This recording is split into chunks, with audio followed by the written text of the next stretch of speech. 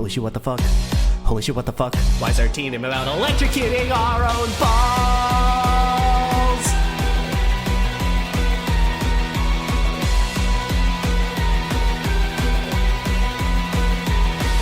So it's about time for the NSL draft. I hope this time my team isn't ass. I'll hope to make a team of Smurfs and hacks and win every week by beating low league trash. But then they change the count, So now the AS ranks are worth higher amounts. Guess we won't win, but at least I can show some good games. So the team's made, we need some team names, and I've got a plan. Rice Hat can make songs, so it should be a jam. Like a Billy Joel rapper hatching these hands. I'll post them in chat and then wait for us to vote. What the fuck? How did the most retarded in here win the vote? Who the fuck voted for this garbage over my fucking goal? We didn't start the Spire. It was a StarCraft fun of a classic banger song. Why the fuck? Why's our fucking StarCraft name instead about electrocuting balls?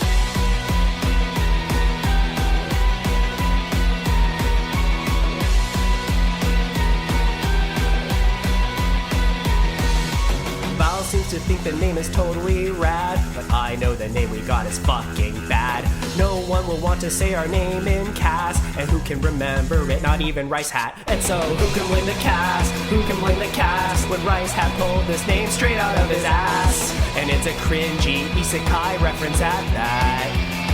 Cause our name is that time I got reincarnated into the StarCraft universe and forced to play every week for a team whose name I didn't vote for, or else my balls get electrocuted. Why the fuck? Why's a fucking Weecha reference in our name? Rice Hat, suck a big fat cock for making this our team name. Oh, my name was so good. It was a StarCraft fun of a classic banger song. Why the fuck? Why's our fucking StarCraft name instead about electrocuting balls?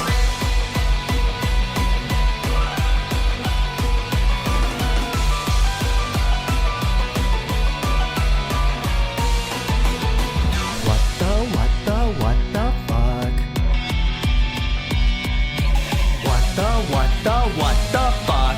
Maybe if I won some games I wouldn't be mad. What the fuck? How did the most retarded in here win the vote? Who the fuck voted for this garbage over my fucking gold? We didn't start the Spire. It was a StarCraft part of a classic banger song. Why the fuck? Why does our fucking StarCraft logo have instead Escalade? Who's not on our team electrocuting me?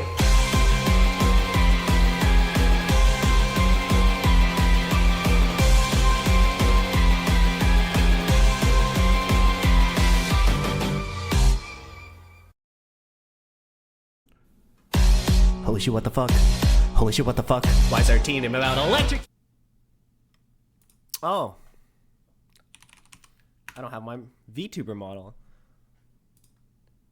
There we go. Do you guys... I'm hearing like a ring. I don't know where it's from, but there's just a bring that happens every once in a while. Hopefully you guys won't hear it, because I have no idea what's causing it. I might just like close like almost all my windows, actually. So I have no clue what it could be.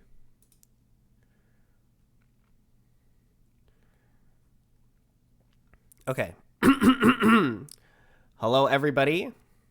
This is the NSL Finals cast.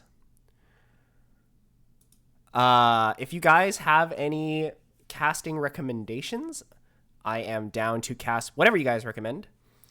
But starting off, I think we're going to start with McRibbed versus Firehex, because I feel like that is a banger series.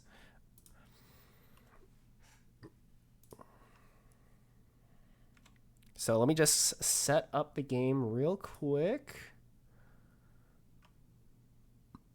and we'll get this started soon.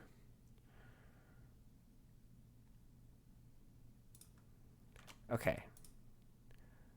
Let's go! Alright, before anything starts, I need to... Oh, everything is not working. Oh, thanks for the sub. Oh, that's the sound? I could have sworn subscribing gave a different sound, but... Yeah, that's the sound. Anyways, thank you for the sub.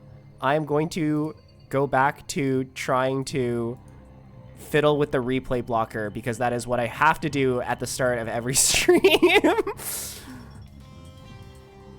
Oh my god, where is the interact button on OBS?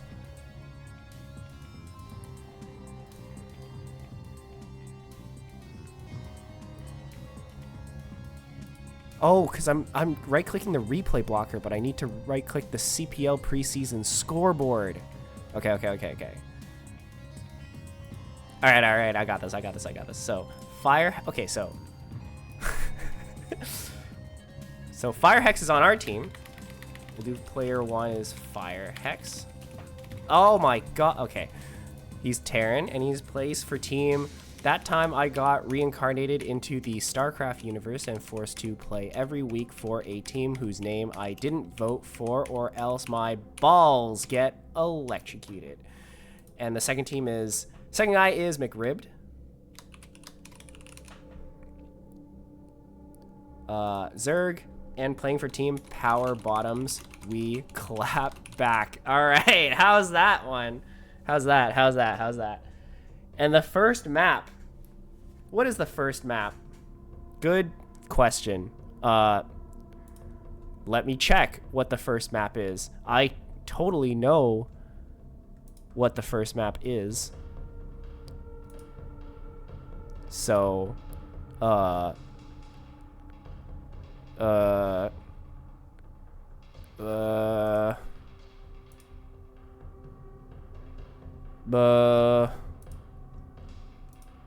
It's Nightmare. It's Nightmare, guys. It's Nightmare.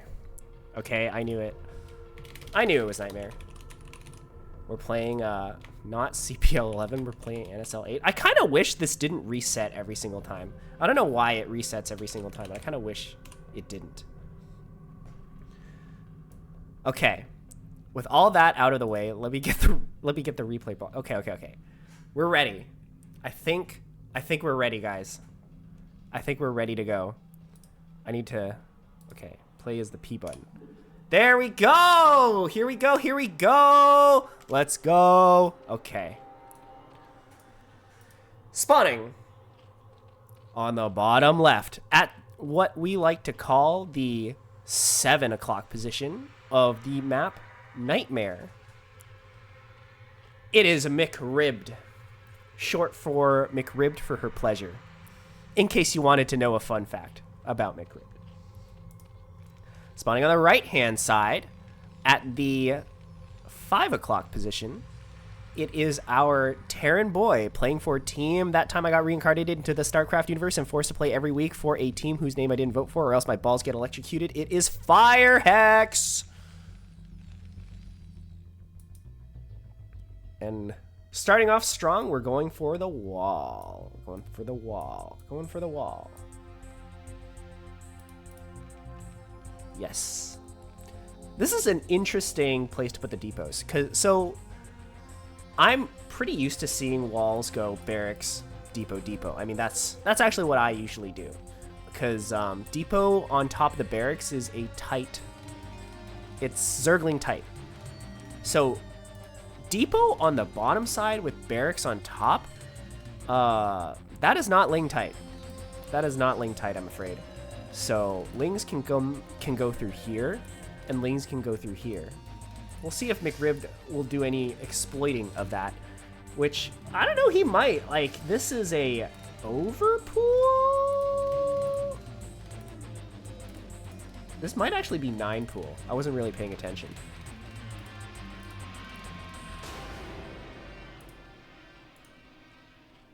I think this is overpool.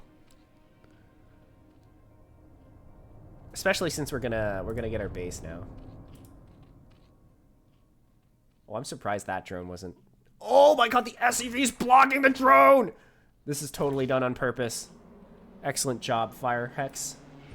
What an amazing drone block. So we come in here, we see that the pool is built, we see that the hatch is on the way, and we shouldn't really be worried at all because we have this wall. Actually, we should be a little bit worried because... Well, I'm a little bit worried. Firehex shouldn't be worried because he probably thinks this wall is perfectly a-okay, but we know that there are actually 2 holes that the Lings can go through. And I'm not sure if McRibbed is planning to exploit this at all. We see 4 Lings coming across the map. 4 is not nearly enough to really threaten that much. Like, oh, okay, we see all holes are covered. This is fine. This is fine. We are fine. And 4 Lings is not that much of a commitment anyway. Yeah, this is perfectly fine.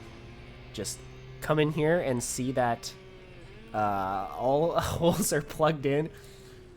And we're good. We're going straight into lair, actually. So everything looking pretty macro heavy, pretty economical from the Zerg player. And our Terran is, of course, getting his command center. Oh, good job sneaking out an SCV here. This important scouting information will be crucial to knowing what our next steps are, mostly in terms of how panicked should I be. Did you guys hear that?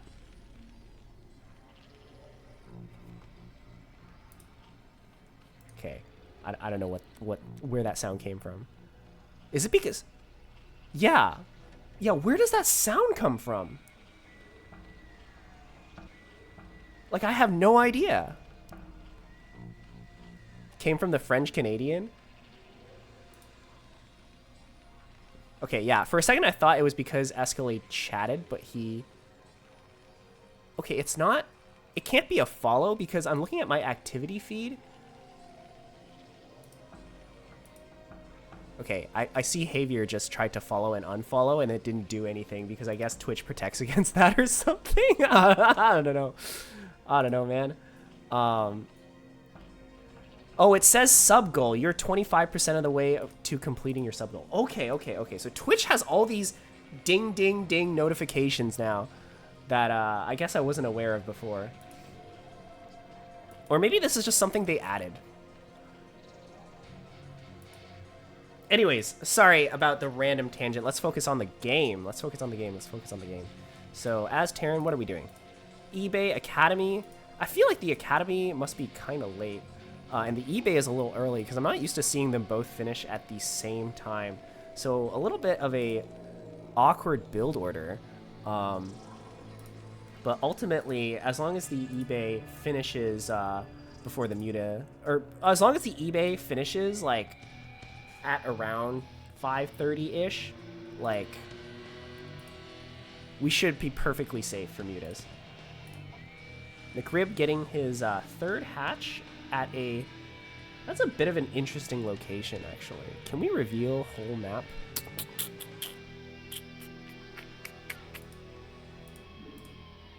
Yeah, a bit of an awkward location here. So this is like the 4th base or something?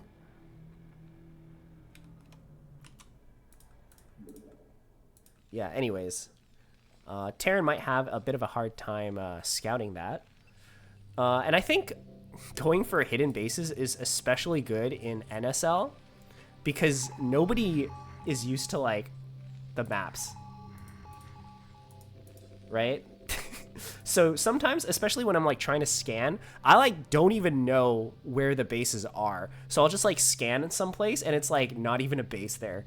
Like, there's no minerals or anything. And I'm like, well, I guess I just wasted a scan. But here we go. Here we go. McRib gonna dive in with some Mutas. We only have 5 of them, so they're not too scary. And we have turrets ready to go. So this should be pushed back. Firehex is posturing pretty aggressively with these Marines, but he has to be careful. We have to make sure they're in a little ball formation. or else the mutas can easily pick them off. Ooh. We didn't get the swipe off there.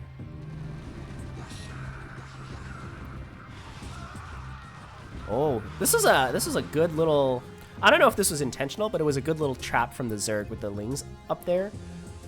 Lings, of course, very good at soaking damage from the Marines when you're trying to do a bit of Muta Micro. But it seems like overall these Mutas aren't going to do that much damage. Ooh, good snipe on the medic, though. Well done, well done. Behind this, we lifted our factory, so we are going to go for the classic SK Terran. Our barracks are being built out. We are maxing out the Marine production currently, which is very interesting to see. I think in these cases, you just want to, like, put down more barracks. We only have 3 currently. 2 starports on the way. Meanwhile, Zerg, the 3rd base, is up. We didn't get any Sunkens forced out of us, so this is all very, like, this is all very good for the Zerg, but surprisingly, our drone count is only 24. I expected it to be a little bit higher, given the amount of pressure that we exerted on the Terran and the amount of pressure the Terran did not exert on us. We're going to pick off this exposed turret up top here. Generally, when you're building turrets, you want them a little bit closer together. So I feel like I usually like to put a turret here and, like, maybe down here or down a hex. It's always a little bit awkward to place turrets, I think, though. The other general rule that I like to follow is 4 turrets in the natural, 2 turrets in the production, and 3 turrets in the main. And I like to put the extra 2 turrets around the top, or the area that's, like, away from where the ramp is, just so you can get, like, more turret coverage. Oops, I missed a little bit of a micro battle going on here. Oh my god. This sounded... Okay, it's so distracting. Anyways, good micro from McRib, though. Good micro, good micro, good micro. We are doing a lot with these mutas. Basically, the Terran is, like, pretty much completely cooped up in his base at this point, unable to move out. We really need more barracks, though. We really, really need more barracks. 3 barracks is not enough. Usually at around this time, we want to go up to 5, and we want to think about either getting another base or going up to 7 or 8. Yeah, so we want to be at 5. We want to think about going up to 8. But look at the Muta Micro, man. Look at the Muta Micro. We have so little bio as Terran. The supply is 44 to 66, which is surprisingly aesthetic, but not good for Terran.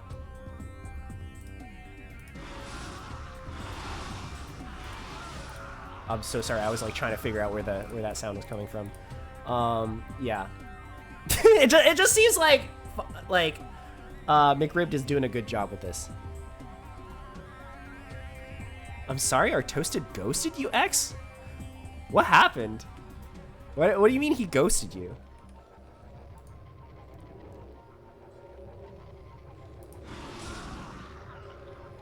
Man, the Terran is just not allowed to leave the base today. Not at all. These 2 depots have taken so much damage from these mutas as well, but they still haven't gone down. They're being fairly well protected by these turrets.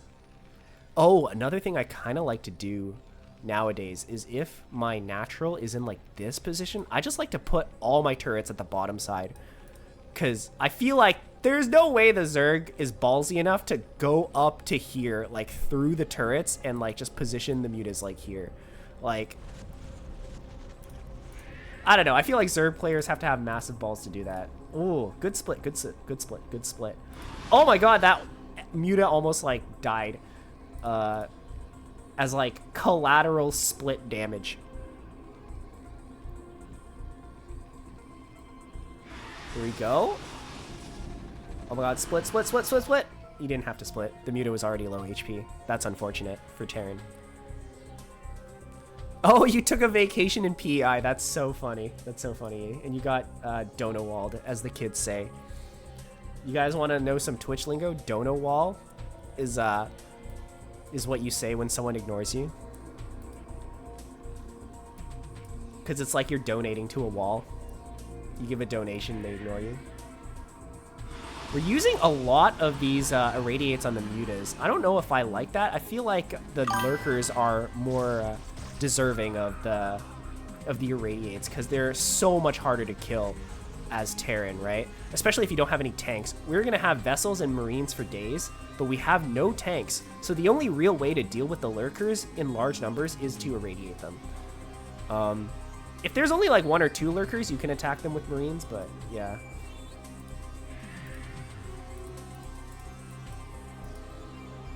What did we just irradiate? Wait, what? Did you see that? What? Oh, we irradiated this one. We irradiated the first one. Oh, okay.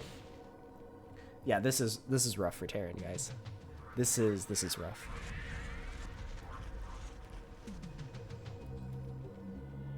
I think the only way that I can see Terran winning. Oh, okay, nope. It's over. This might just be GG. Yeah, because what are you supposed to do now? Oh. And the Scourge on the vessel, too. So we split up the Marines pretty well. There is a small group that are coming up here. So they can do their best to try to cut off reinforcements. But there's nothing that we can do to deal with these 2 defilers and this small group of lurkers here. We can irradiate these 2, so this attack will eventually fizzle out.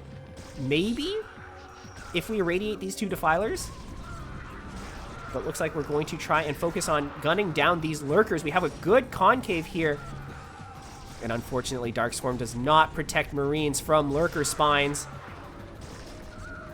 We really need to kill this defiler. We need to kill this defiler so bad.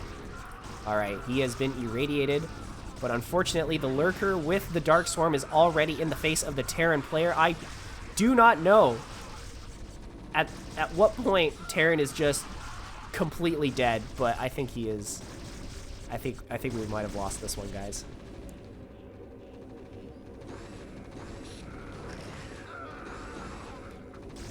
Still doing a pretty good job of like denying reinforcements, but nothing really that we can do to deal with this main force. Forced to lift the command center, never a good sign as Terran. Behind this, more hatcheries are being built. Still only 3 base for Zerg, but 3 base is more than enough to deal with 1 base with a floating natural as Terran. Yeah, Zerg is in complete control of this game. Another pair of Scourge hits a vessel. I feel like I have not seen any Scourge that did not die by suiciding into a vessel.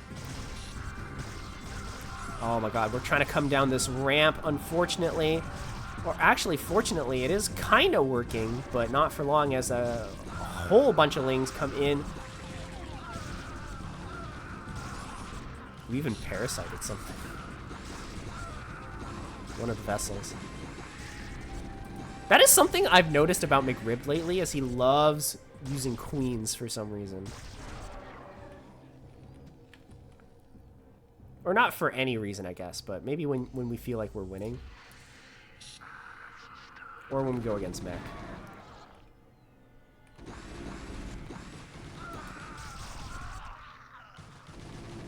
Yeah, trying to move out into the map, apply some pressure. Not gonna work. Terran at this point is just dead. There's unfortunately not a lot we can do. Fourth base coming down for McRibbed. More defilers on the way, more Lings and lurkers coming in to reinforce this push.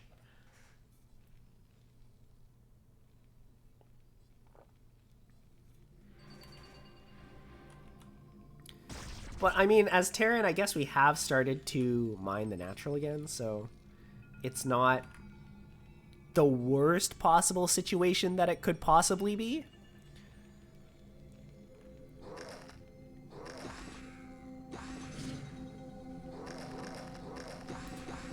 Dude, look at that Defiler. He doesn't even have enough energy to like, 5 wings give you 250 energy, but he only has 200 max energy. He doesn't care. He's feasting.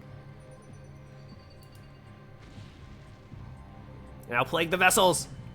Nah, he's going for GGA push again. Plague Marines.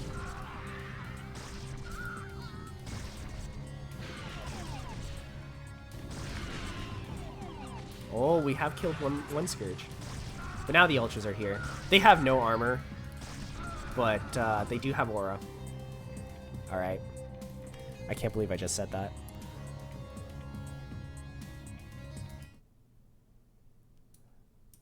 Alright. McRibbed is up 1-0. And we're going to go straight into a game number 2.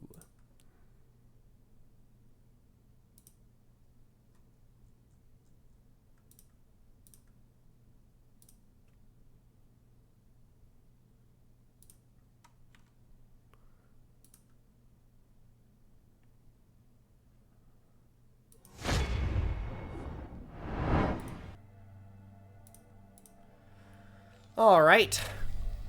This is game number 2, spawning in the top right-hand corner of whatever map this is, which I will find out right now is Tears of the Comet. I should have known. I should have known it was Tears of the Comet, because Tears of the Comet is the only space tile map we have.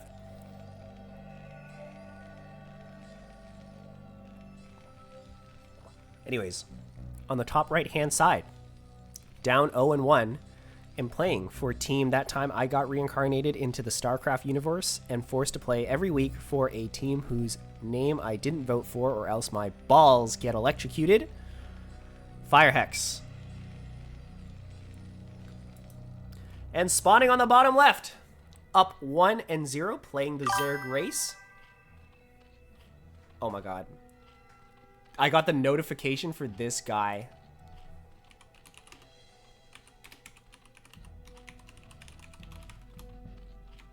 All right, thanks for the ban. Anyways, for playing for team Power Bottoms, we clap back. Is that how the clap emojis go? I don't remember. I'm gonna have to look at the logo again, but yeah, playing for team Power Bottoms. It is our Zerg hero, McRibbed, for her pleasure.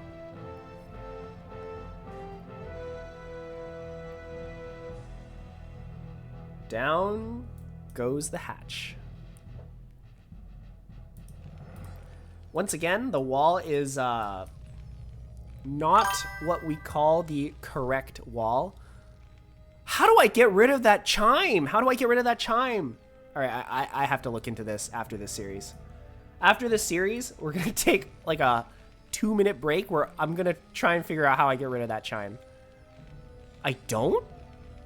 What do you mean I don't?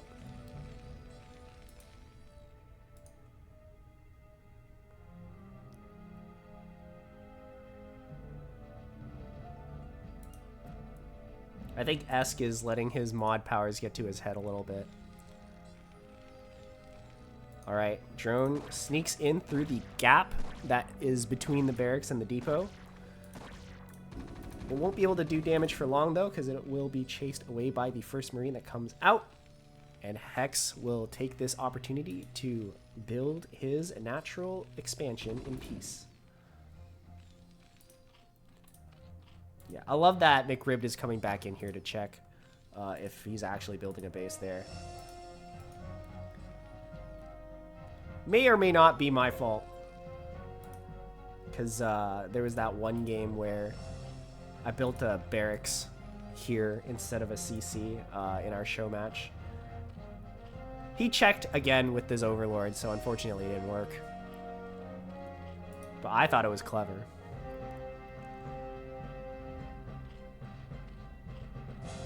It wasn't that clever. I saw someone do it. I copied someone else.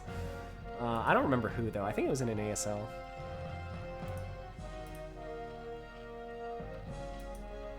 All right. right, lair is being built currently, and we see no third on the way, so this will be 2-hatch Muta, is my guess, unless he goes for 2-hatch Lurker, which is also a possibility.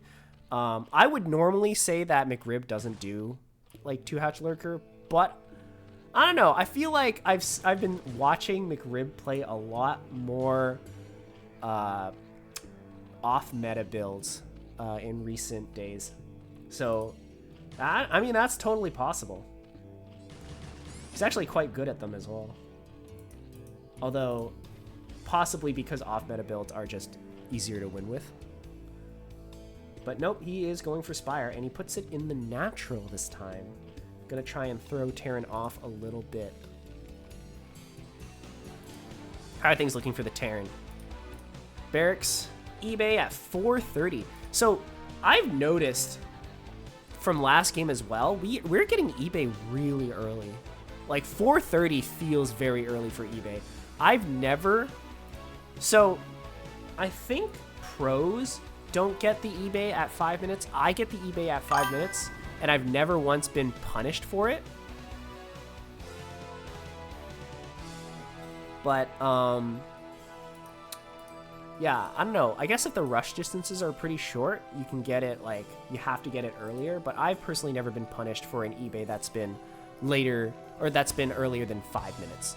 Can you fix the Hydra and the Marine in the map for your overlay? Unfortunately, I cannot, because the names of the teams are too big. The names for the teams are too big. So the Hydra and the Marine will forever be a staple of the minimap. That is unfortunate.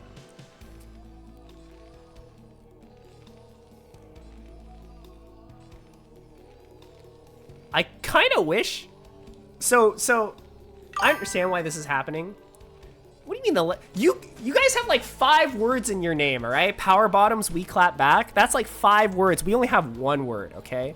Don't mind the amount of characters in our 1 word, but you guys do have a lot of words in your name, guys. And also, this wouldn't matter if the team names were allowed to continue off to the right side of the screen. But apparently they are not, so I blame whoever made this awesome overlay that I take for granted. All right, mutas are out. Mutas are out. How many do we got? 4? 5? We end up sniping a Marine who was not on hold position. We weren't paying attention to it. 6 mutas are out. Yeah, screw you, volunteer. All right, that's like the one recruit where the Marines are like hazing him. They're like, all right, here's what you gotta do. You see that? You see those 4 lings out there? Just like run out and try to shoot them. That poor Marine. If that was the hazing ritual, like he did not deserve that. God damn. All right, where are we scanning? Where are we scanning? We just scanned the main and the natural. I think we might have a bit of a 6th sense because we are headed. Are we headed towards the base? No, because this is a hidden base. This is a hidden base. This is an unorthodox base location. We are scouting the other main and natural, which is where Zerg would normally take their 3rd. And unfortunately, we're not going to find any 3rd there. Oh, but McRib being a little bit careless with his muta placement. But I think with how good McRib usually micros his Marines, these Marines will not make it back home. Unless they do. Unless we let them. Which, I mean, I guess we could also let the Marines go home. That's fine. But they only went home because McRib decided that they were going to go home. He had mercy on the Marines. Alright, second batch of Marines are coming out. Firehex does tend to play with his bio pretty aggressively around this stage of the game, which I kind of like. Also, what is this turret placement? I kind of like this as well. Because we have these turrets covering here, and we have these turrets covering here, so there's no real need to put a turret down here. But the one thing about this turret placement is that the choke is very vulnerable. although I'm not sure if we're going to see McRib exploit that at all, especially since a large blob of Marines have moved out into the middle of the map, and McRib definitely needs to pay attention to it, especially since they are actually headed in the direction of his hidden third base. We have 2 Sunkens here, a third ostensibly being built, but this base only has 1 Sunken. I think these drones that are being hatched are meant to build more Sunkens. Oh my god. That is a lot of Marines. This group of mutas will not have an easy time dealing with this Marine ball. I don't even think it's possible. We do have a lot of other mutas, though. I think McRib, if he really tried, he could just like muta micro this Marine ball to death. But we are gonna play it safe and get some more Sunkens. 11 mutas in this group should be more than enough to one-shot several Marines at once.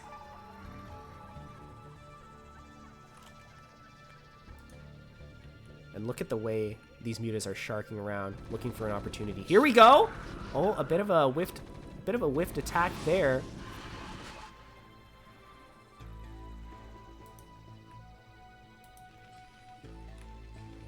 Behind this, double Stargate.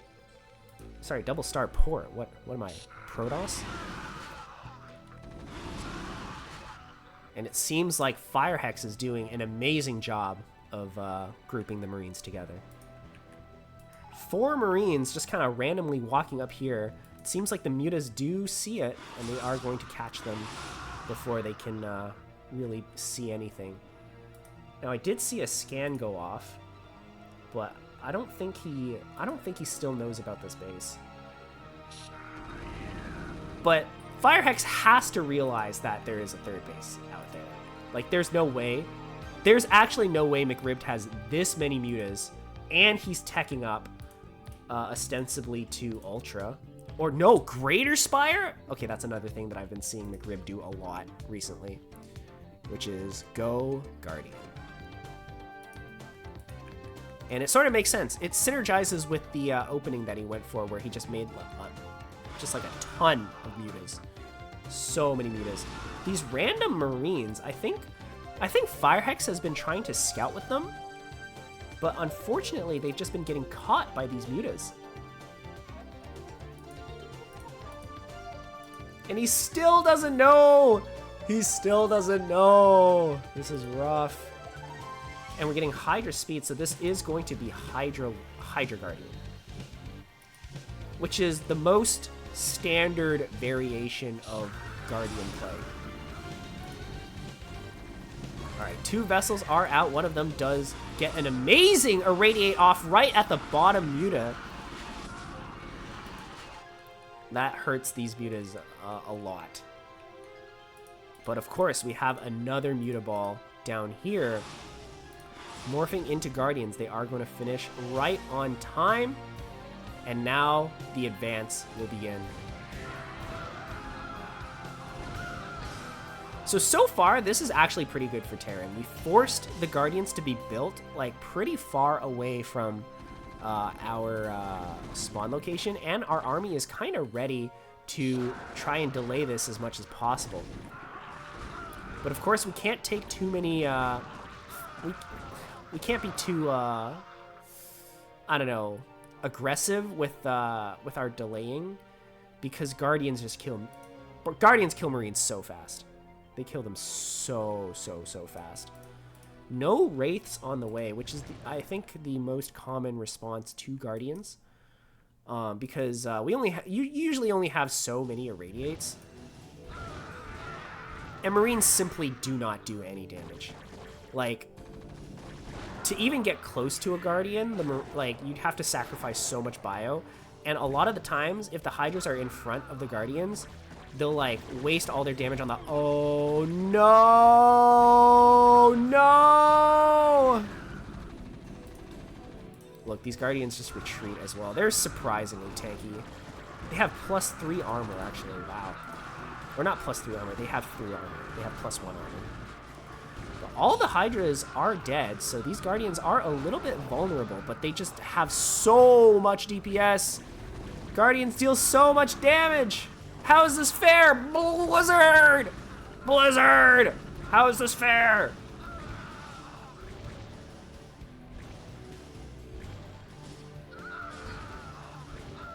And I think the game might be over. I think the game might be over. McRibbed with the Guardian build.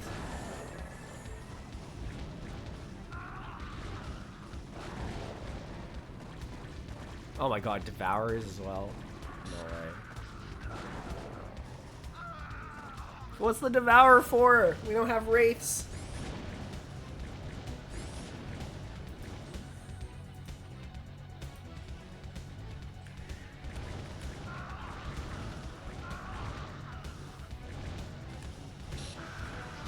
Alright, the Marines are charging in, but the Guardian DPS is simply too high. And I think Terran might be GGing anytime now.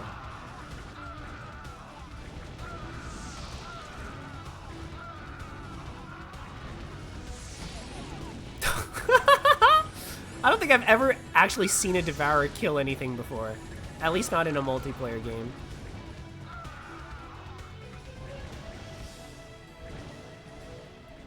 Yeah, game is very over, unfortunately.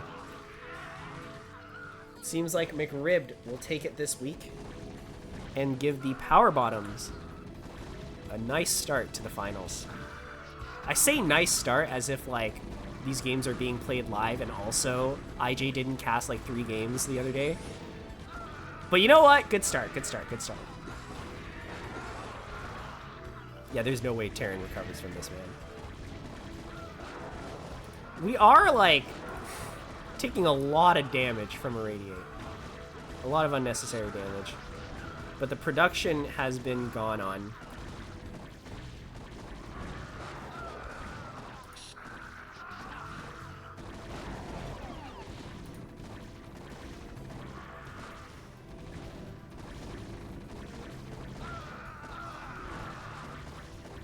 Yeah, this game's over. Game is over. Actually, a Guardian does not out DPS a medic. So maybe the real answer to Guardian Hydra is to build like 10 medics? Nah, who am I shitting? No. I think the answer is Wraith. Wraith and really good micro. Alright, I gotta get rid of that chime. After this game, I'm gonna look up how to get rid of that chime.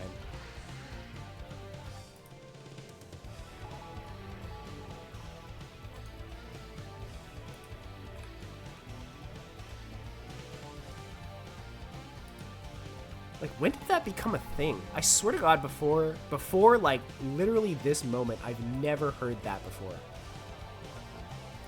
I've never heard that noise, even. That sound.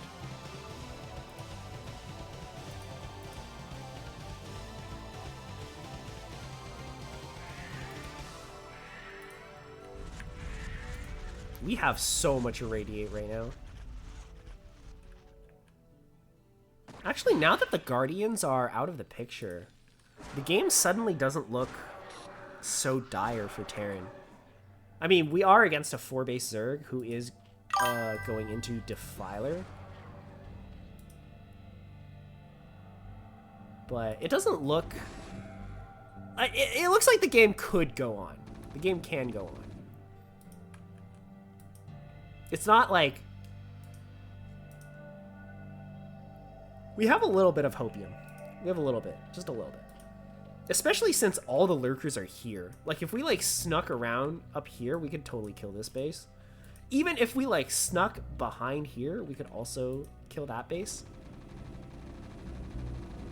These zoning lurkers are, like, purely intimidation factor. It's like the Maginot Line.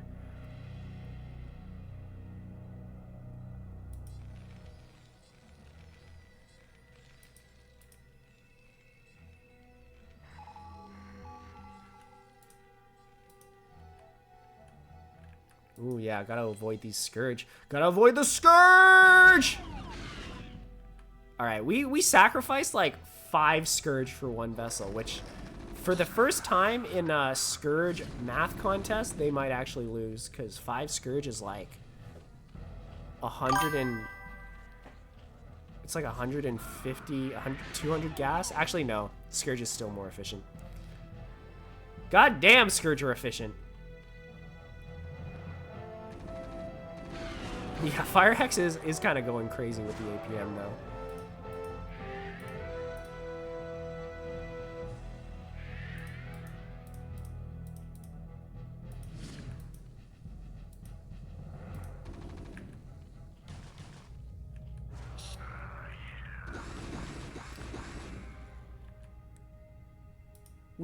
We are a little bit slowly losing as Terran though, because I don't think we realized that this base is now fully functional, and this base, even though it's totally vulnerable, it's like making the Zerg a lot of money. Well, it's not completely vulnerable, but the lurkers are placed very aggressively. Like there are ways to go through the Ardennes here. Especially if we built like 2 dropships. If we go double dropship, we can kind of sneak around to here. There are definitely ways to break these. But attacking into the lurker position is not it. We're gonna lose so much for this. Oh, and now the Defiler puts down the orange cloud and we can't break it.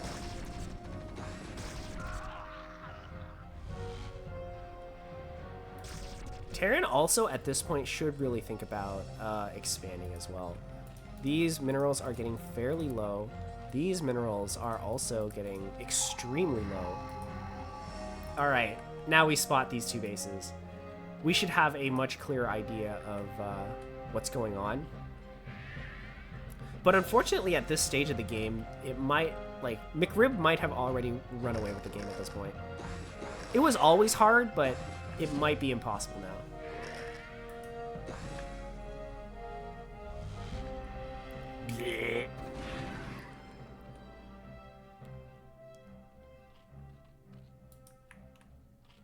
Ultra Den has finished, and we are getting chitinous plating. What does the armor upgrade situation look like? 0-0. We are at 0-0. So that's actually something that's very in favor for Terran. We are 1-2 against 0-0 Zerg. So if I guess that is the one saving grace of this situation. But unfortunately for Terran, even if the Zerg are down 3 upgrades, Dark Swarm still negates 100% of damage.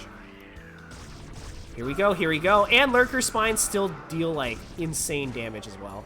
But we do manage to clean this up, and even though there are eggs in front, we can run past! We can run past! We can run past! Fire Hex, we can run past! He decides to do a bit of an eraser instead. Unfortunately, it's not quite working. Actually, no, McRib just made it easy for him by stacking all the drones. All right, and now this attack is kind of done. But we can try attacking here instead. We do have enough Irradiate to kill all 3 of those lurkers. Oh, we killed all 3 of these as well. Did we use Irradiate for that?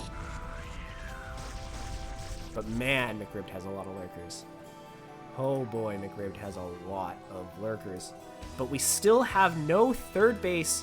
Well, okay, it's finished, but it's not like put down. And we're really gonna need that at some point.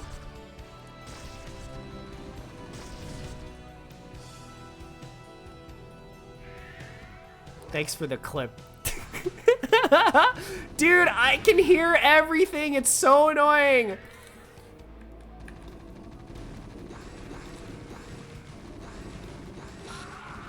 These Marines aren't going to do anything now that they're plagued. Plaguga! Small group of Marines coming down the bottom as well. We're going to try to snipe this Defiler. Let's go, let's go, let's go, let's go, let's go. This little wiggling piece of... All right, I'm not Terran biased. I'm not Terran biased. I swear to God.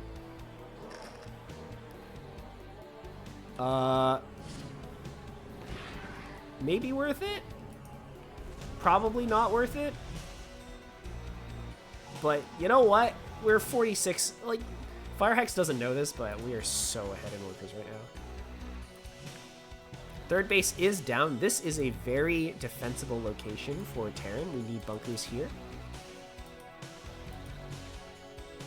But unfortunately, if Terran doesn't do anything to try and defend it, it's actually quite vulnerable. But honestly, as Terran, we actually have really good map control. Like, we are right in the face of the Zerg. The one thing I kind of want Firehex to do is to move the vessels up here and try to get rid of some of these lurkers. Look at how much we're scanning. Oh my god. We really want to know where all the bases are. Yeah, McRibbed is a little bit gas-starved right now. This one is depleted, and so is this one. So we're really only running on 2 gas right now. We need a 5th base. Oh my god. Oh my god. Scan, scan, scan, scan, scan, scan, please! Or the vessels come. Yeah, that's fine too.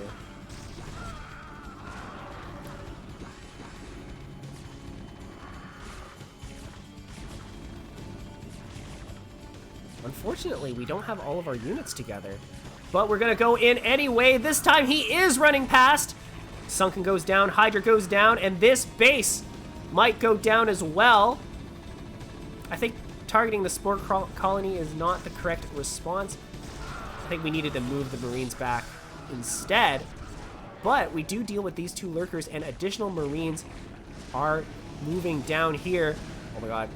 We kill the lurker, and this base is gone. This base is dead. Terran might have done it. We're doing it. Okay, I don't know if we've done it, but we're doing it for sure. We're doing it. Dark Swarm and a bunch of Lings gonna chase these Marines back. But the Irradiate comes down on this Defiler as well. But not before it puts down one more Dark Swarm, but we are intelligently moving our Marines outside of the Dark Swarm so we can still do damage. And this base is officially gone. And we are 3 base versus 3 base. Or, more accurately, 1 base versus 1 base, which is amazing for Terran. Yeah, totally not Terran POV commentary. No, I'm not biased. I'm not biased, guys. I have 0 horses in this race. Okay, that's disgusting. That actually evens out the worker count. All of a sudden, the situation looks very dire for Zerg. You know what?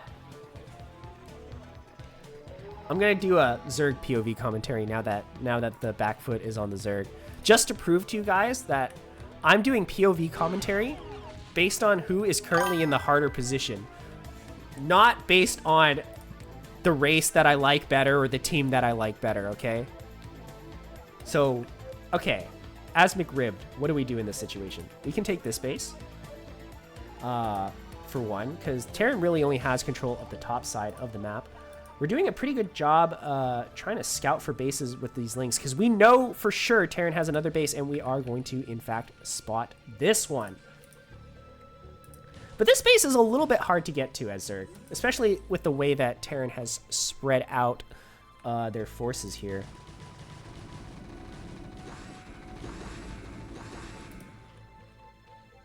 But this base is going to be so hard to break. This is a very secure base. We just need a base of our own. Another base of our own.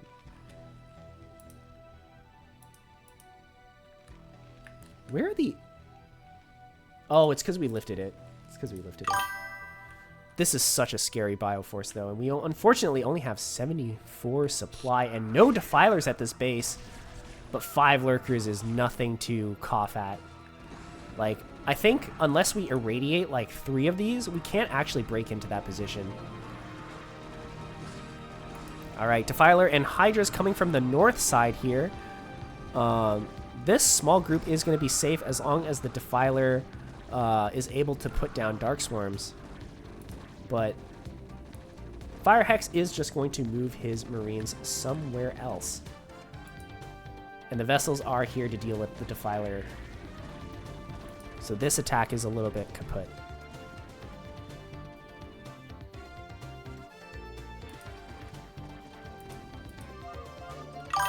McRib calls it. GG, we are 1-1.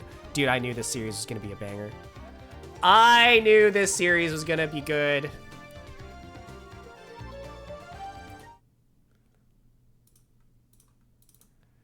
All right, on to game number 3, and then I figure out what's causing this goddamn chiming that's going on.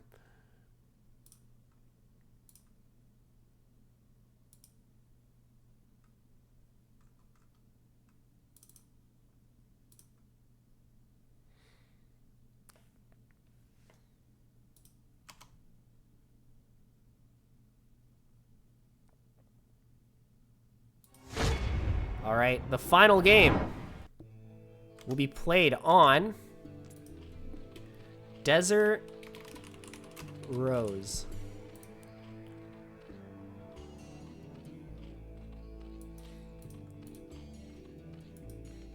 Spawning on the top left-hand side of one of the weirder maps of NSL.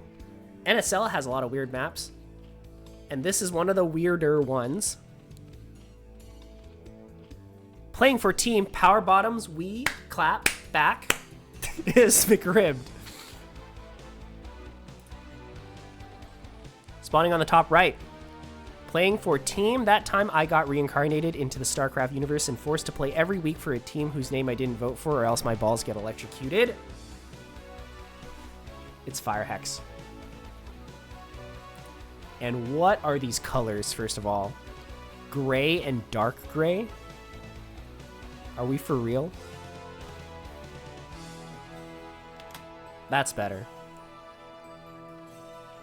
The red Zerg is McRibbed, and the blue Terran is Firehex.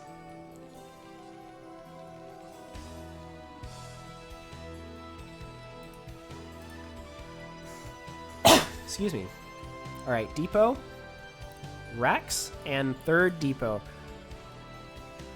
I feel like at some point, at some random point, Firehex was streaming this game, or one of his games. I don't remember which one. It might have been this one. In the team Discord or the UPL Discord, and I remember I saw this wall, and I was like, that can't be right. And then after the game, I was like, Firehex, explain to me why the wall looks like that. And he was like, I don't know. So apparently it's not on purpose, it's actually just wrong. And now he knows. So from this point forward, I expect Firehex to always have the barracks on the bottom side. Because I'm pretty sure this wall has... No, actually no, this wall should have 2 holes in it. One here, one here. There's no way this is not Zergling tight. There's no way. There is no way this is not Zergling tight. If this is Zergling tight, or if this is not Zergling tight, I will literally recall myself. Live on Twitch. Dead drone, dead drone. Unfortunate. You don't usually need to... Oh, I think I might have missed something. As I was yapping this entire time, I completely didn't notice that we were going for like a 9 pool or something. And why did we lift off? Well, I guess we didn't have anything to defend here, so... Yeah, this is it's a little rough. Yeah, both players are around D level. But it's a little bit misleading to say that they're both D, because I feel like MMR in StarCraft is like everyone is like D/E, but that doesn't really tell you what their actual skill level is. I feel like here the players are both like hot, like tier 2, CPL tier 2. Is that a better way of describing them? CPL tier 2?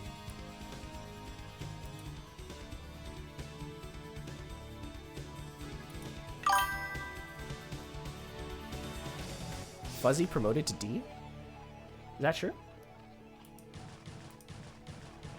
What? I mean, was he not D, or I don't know what it's like.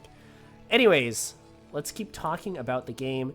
Both depots are now gone, which supply blocks the Terran. Terran in a very, very, very unfortunate position right now. Made worse by the fact that I feel like the base is so cramped. Like, this is all we have is Terran. This is all we have. I think we don't generally need more than this amount of space at this stage of the game. But, I don't know, it still feels bad.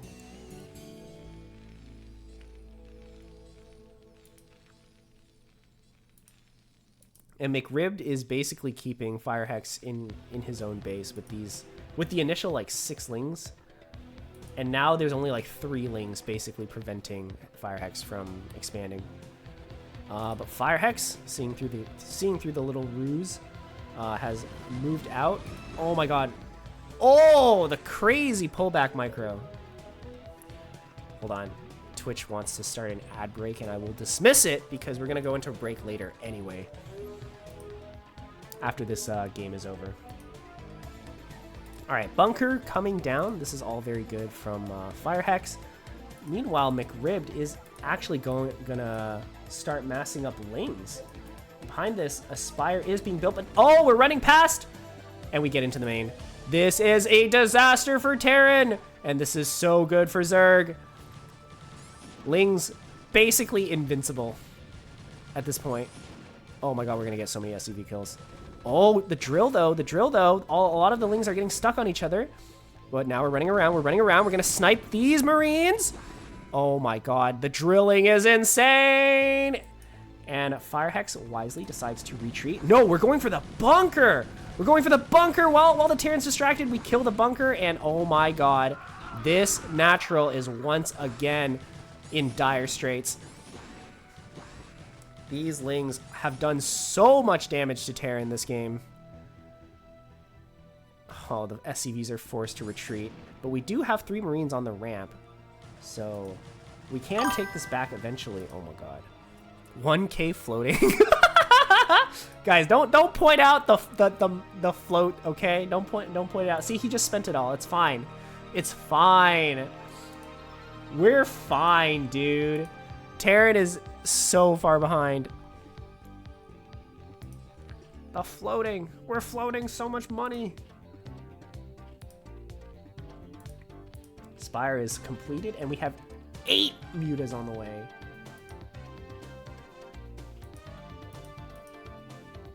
And as Terran, we still managed to get our eBay on time, so that's pretty good. That's not nothing.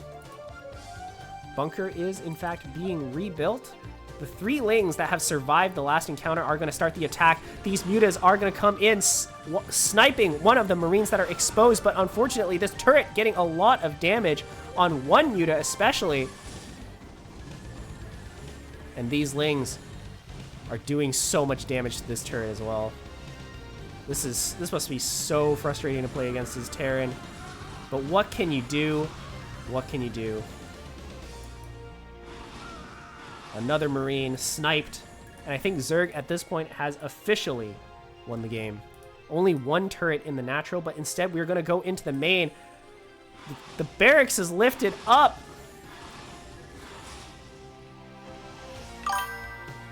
And now, as if we didn't have any space to begin with, the Terran zone of control has been reduced even further. More mutas are on the way. We're not even getting a third. We're not even getting a third. We are all in right now. But, I mean, the Terran is in a state where us being all in means that we're ahead even if nothing happens.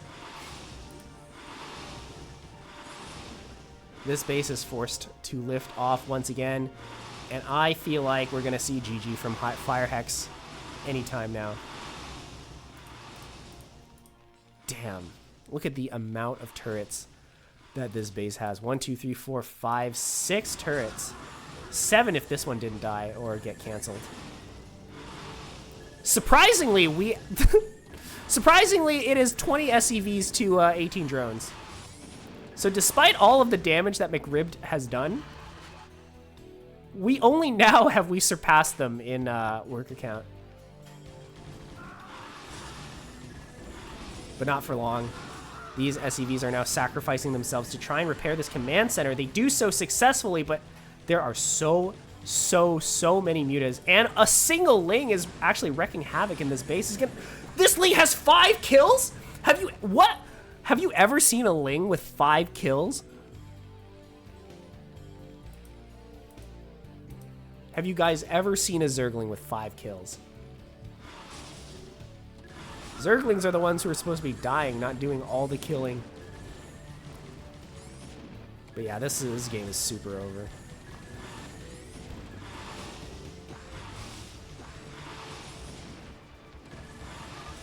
GG. Firehex calls it.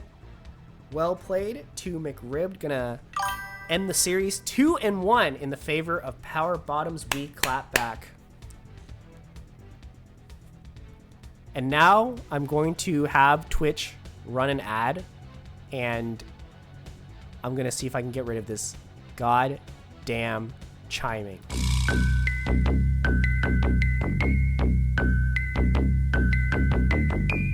Yeah, testing 1 2 1 2. There's a little something for you, a little biatch. Watch my 3-3 C-chain go bang.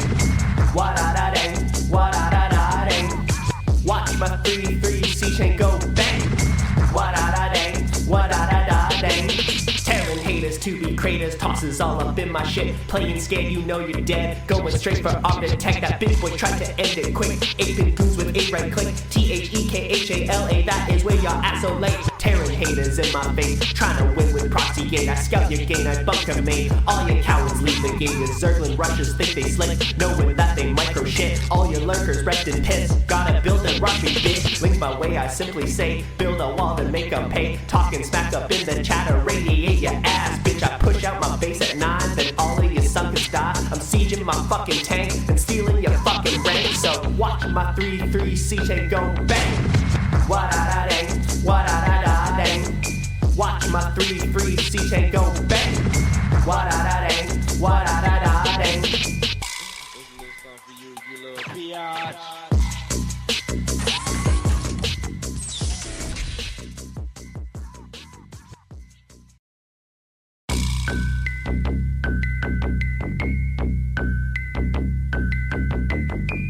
Yeah, testing 1 2 1 2. There's a little something for you, a little biatch. Watch my 3-3 C-chain go bang. Wa-da-da-dang, wa-da-da-da-dang. Watch my 3-3 C-chain go bang. Wa-da-da-dang, wa-da-da-da-dang. Tearing haters to be craters, tosses all up in my shit. Playing scared, you know you're dead. Going straight for architect, that bitch boy tried to end it quick. 8-bit goons with 8 right click. THEKHALA, that is where y'all at so late. Tearing haters in my face, trying to win with proxy gate. I scout your gain, I bunker main. All your cowards leave the game. Your Zergling rushers think they slick, knowing that they micro shit. All your lurkers wrecked in piss. Gotta build and rush me, bitch. Link my way, I simply say, build a wall to make them pay. Talking smack up in the chatter, radiate your ass, bitch. I push out my base at 9, then all of your suckers die. I'm sieging my fucking tank and stealing your fucking rank. So watch my 3-3 C-chain go bang. Wa-da-da-dang, wa-da-da-da-dang. Watch my 3-3 C-chain go bang. Wa-da-da-dang, wa-da-da-da-dang. There's a little something for you, you little biatch.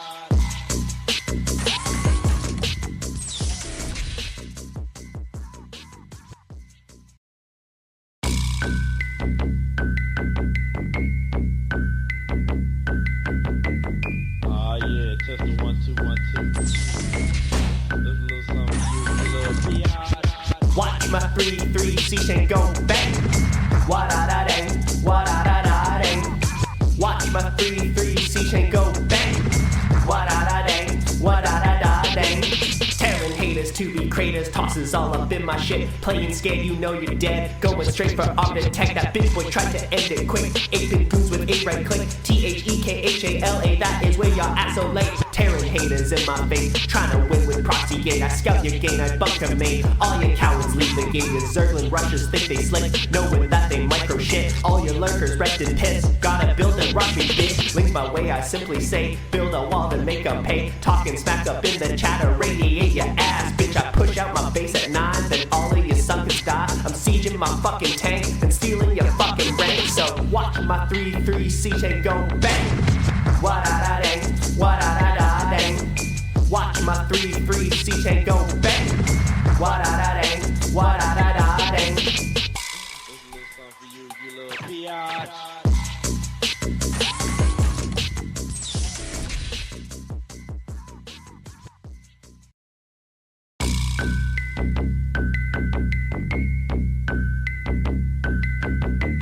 Ah yeah, testing 1 2 1 2. This is a little something for you, you little biatch. Watch my 3-3 siege and go bang. Wa-da-da-dang, wa-da-da-da-dang. Watch my 3-3 siege and go bang. Wa-da-da-dang, wa-da-da-da-dang. Tearing haters to be craters, tosses all up in my shit. Playing scared, you know you're dead. Going straight for arm attack, that bitch boy tried to end it quick. 8-bit goons with a right click. T-H-E-K-H-A-L-A, that is where y'all at so late. Tearing haters in my face, trying to win with proxy gate. I scout your gain, I bunker main, all your counts. Hello guys, I'm back. I figured out the cause of the goddamn chiming. No! Why is it still chiming? What? I thought I disabled it. Oh my god, I thought I disabled it. What?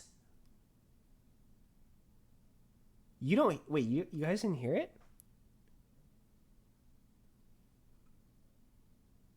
What? What the hell?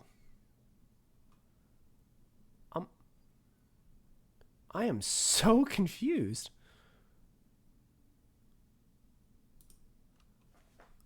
Okay. Anyways, what should we cast next? Who should we cast next? I'm thinking. Okay. I'll give you guys some choices. Number 1 is we cast another Firehex game. It's gonna be Firehex versus Ronin. I think that would be a good series. But I don't know if there's any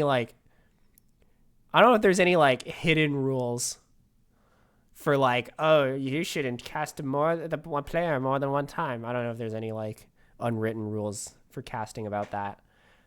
But McRib says it was a good series. You know what? If McRib says it was a good series, I will cast that series. Let's go for it. Fuck it. We ball. Firehex versus Ronin.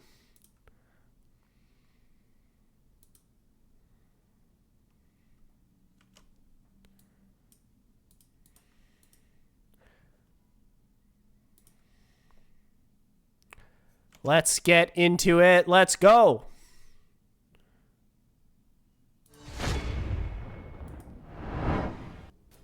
All right. I need to change the names really quick. But luckily, I don't have to change it very much.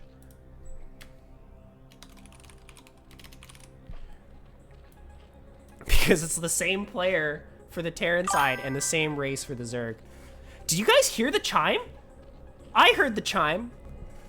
Did you not hear the chime? Oh, you did? Oh my god. Escalade! Trolling me!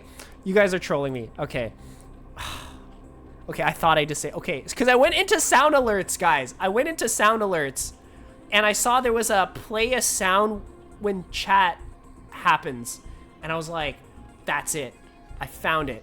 And then I disabled it, and now I'm still hearing chiming. Yeah, that APM is crazy.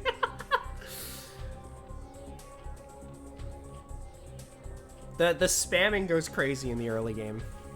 For sure. When there's nothing to do? What? Okay. I haven't even introduced the players, and I'm already seeing barracks in the middle of the map. That was 8 barracks as well. So 8 racks in the middle of the map, 9 depot. Are we gonna see another racks? No way, right? BSB?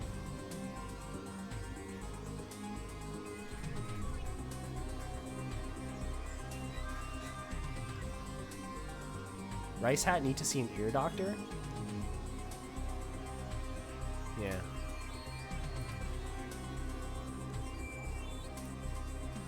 Alright. Alright. Firehex is doing a build. He is definitely doing a build right now. That is for sure. This is a sneaky build too, actually, now that I think about it. This is like Barracks on 8, Depot on 9, Barracks on 11, but if you only scout this, then all the building timings look normal. The only thing that isn't normal is the amount of SCVs that exist, which I don't think any D level player would ever notice. So this is so sneaky. Ronin, on the other hand, going for pool first. I do believe that was an overpool. So 6 Lings are already on their way to Firehex's base. And I think in the Zerg Rush versus Terran Rush, I feel like Zerg Rush usually wins. But I mean, we'll see. One SCV already going down, but the bunker is halfway finished. A lot of this will depend on what. Okay, we are so all in right now. Oh my god, good micro and get in the bunker. Okay. All right. But honestly, as Zerg, if we assess the situation right now, it's actually still very much in our favor. Because the Terran main base has lifted off. And even though 1 base Terran beats 1 base Zerg, 0 base Terran does not beat 1 base Zerg. But look at how all in we are. What is this SCV pull? What are we playing? StarCraft 2? And the Sunken is 80% done. Will it finish in time? It doesn't look like it even needs to finish because the Lings are already on top of everything. And Firehex calls it. Yep. Wow. Game number 1, 3 minutes 57 seconds. I can't read. Oh, this chime. Where does it come from? Where does it go? Where does it come from? Cut. Oops, wrong screen. Jesus Christ. Laggy cheater. Yeah. Stream sniper.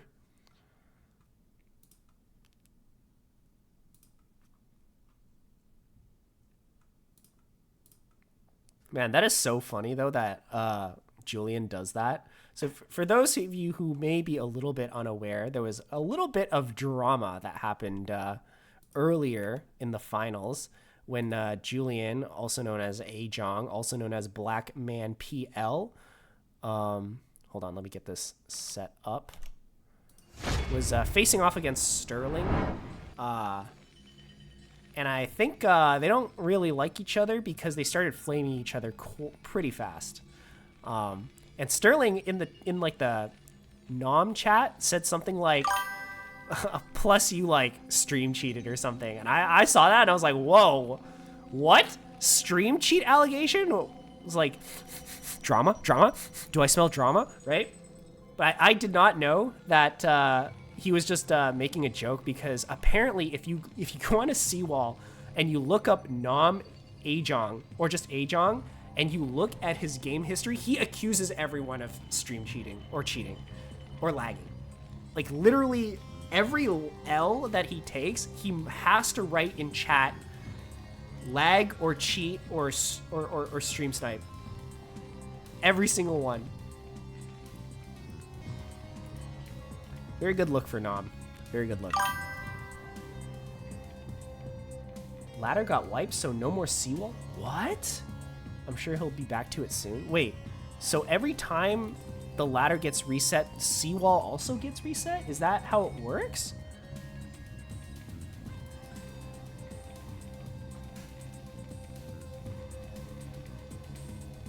Huh. Well, that is very unfortunate. That is very unfortunate.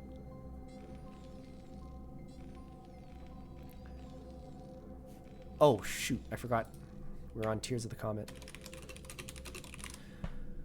Something I wonder about whoever made this map.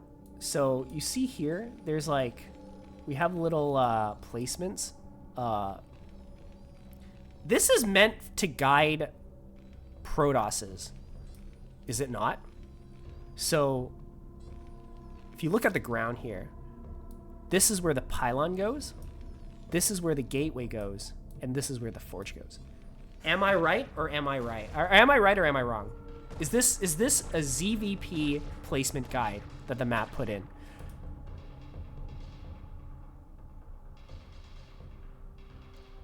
Because I'm pretty sure that's what that is. As Terran, I'm pretty sure you want the barracks here and then a depot here, and that's a full wall off. But I will say it's possible because some map makers hate Terran. Some map makers hate Terran, so they just make like one random bit of like terrain here unbuildable, and you literally cannot tell. The only way you know is if you do your wall and you realize you can't do it. Forge next to gateway isn't a wall? Really? Oh, okay, never mind then. Maybe this isn't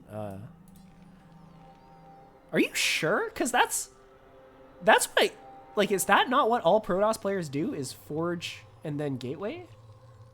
Like, left and right?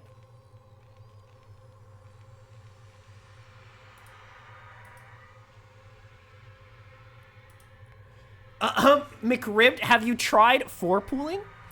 Have you tried that? Because I heard that gets rid of the wall pretty quick. Wall, forge, gap, gate. Okay. Yeah, I don't know. I'm pretty sure these guides are for the Protoss though. It could be for Terran too if they. You know what? If this square is unbuildable, it might be for Terran too. If that square is unbuildable. This SCV manages to sneak through. By the way, I haven't said a single thing about this game yet. Like, the only thing I've been talking about is this wall. What are we actually doing? Okay, so we got our gas. We only have 2 in gas, but we've quickly corrected that. Good job. We're going for Academy. It's a little bit late, but honestly, that's not a big deal. Zerg, we're getting Hydra Den, so Ronin going for the 2-base lurker play, which I know he loves to do. And Spire. Oh my god. So wait, the SCV came in, he saw the Hydra Den being built, and then he canceled the Hydra Den and put down a Spire. Disgusting! Disgusting. Average dishonorable Zerg. Am I right, Terrans? Am I right, Terrans? Fellow Terrans in the chat? Any Terrans in the chat, or am I outnumbered here? All right, Terran gonna move out, poke out actually with these Marines, try and scare these Lings off, maybe force a couple Sunkens, which he does do successfully. And Ronin behind this, going for Spire, playing around with his Lings, and getting his 3rd base as well, in a normal 3rd base location. Yes, ladies and gentlemen, we put our 3rd base in a normal spot. Only 1 medic out for this push here. Scan. Scan the main, saw the Spire, and now we should start panic building turrets. Now the panic turrets begin, and we are A-okay. We're A-okay.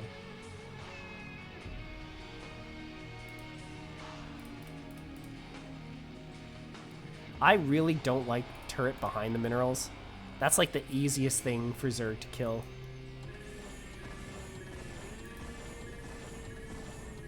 Oh my god, the Overlord does not die. It does not die. 6 mutas are out for Zerg. Let's see what kind of damage we can do. Terran is going to poke out with this initial group of... Oh! So... We do take quite a bit of damage from the initial bit of Miss Micro, but honestly, not a big deal. We do kill one of the Marines, and this group of this little ball is forced to move back. 7 mutas now on the field. Third base on the way. Zerg in a pretty good spot regardless. Zerg is in a pretty good spot.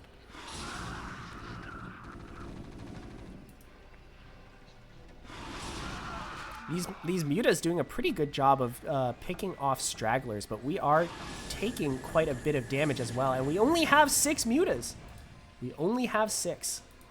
One other muta coming out as well. Oh no, two more. How many do we have in total? 8? 9? Soon to be 9. 9 mutas is a scary number. At least in this stage of the game, it's pretty scary. Oh my god, Medics out in front. Can we kill it? No. Medics, surprisingly tanky. 1 armor and 60 HP. They are enticing targets. But you can't kill them in one shot, for sure. Alright, what are we doing as Ronin? Where are we going now? It seems we are going to try and take shots into the main. There's quite a bit of zoning turrets here. So that idea gets abandoned pretty fast. And Fire Hex behind this, building up a good amount of units. Sizable bio ball is coming into fruition. 2 medics get picked off by these Marines. An amazing move from Ronin, but this attack is not going to do anything except kill a lot of our own units.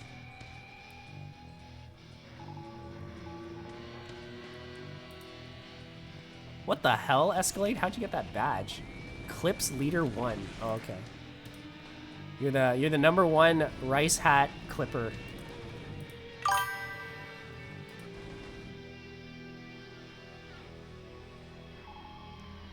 Oh my god. Oh my god. This group of Marines now only has 1 medic. 1 medic is not nearly enough to heal this many Marines. And with the 4th Sunken coming on the way for this base, it should be pretty safe. Should be pretty safe. Don't you hate it when your medics are picked off by Marines? Is that what happened? I admit I didn't see exactly what the interaction was, but if that's what actually happened, that's hilarious.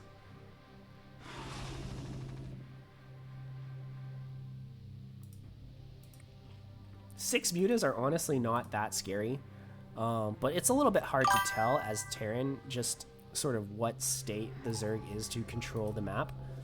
But we are sort of... I don't know if we meant to scan this base, honestly. But currently this base is really vulnerable. This base is extremely vulnerable.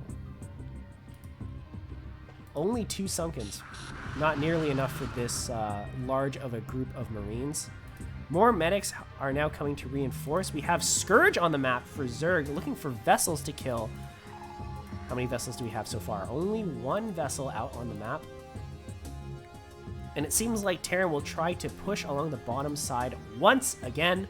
I don't think we are aware of this 3rd base, and soon it might be too late because the Ultra Den has finished, as is the Nidus.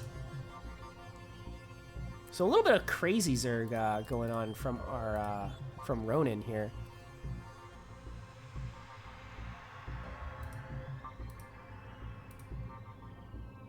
But this is a scary bio ball. This is a scary bio ball, and currently we have no ultras even in production.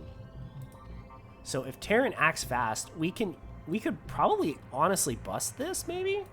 Like 5 Sunkens are a lot of Sunkens, but they are kind of in a bit of a weird SimCity. This one also a little bit weird. And this is like +1 Marines as well, with 4 medics and even a fire bat to deal with Lings. This is a scary army, and I wish we were making better use of it right now, because Ronin doesn't have Ronan only has 37 supply right now.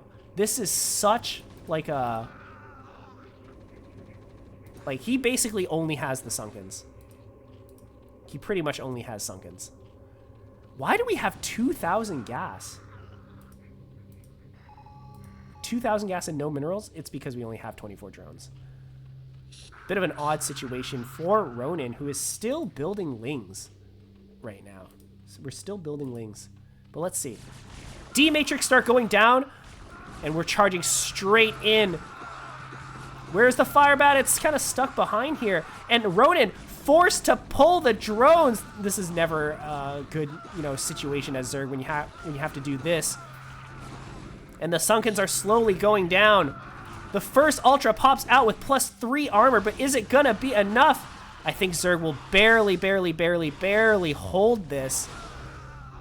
We just kind of survived there by the skin of our teeth. Honestly, I think if Terran made that move like a minute earlier, we could be seeing a very different result right now. But luckily for Ronan, we had just barely enough to defend this, but we have to be careful not to overextend because a new wave of Terran units is coming in, and this Ultra is taking so much damage. We're already on half HP, and we really need it to not be on half HP, especially since we haven't rebuilt these Sunkens here. Terran scans this, and we know this base is vulnerable. We know. The Marines do have +1, McRib, to answer your question. We have +1, and it is against +3. So I'd say upgrades are fairly even.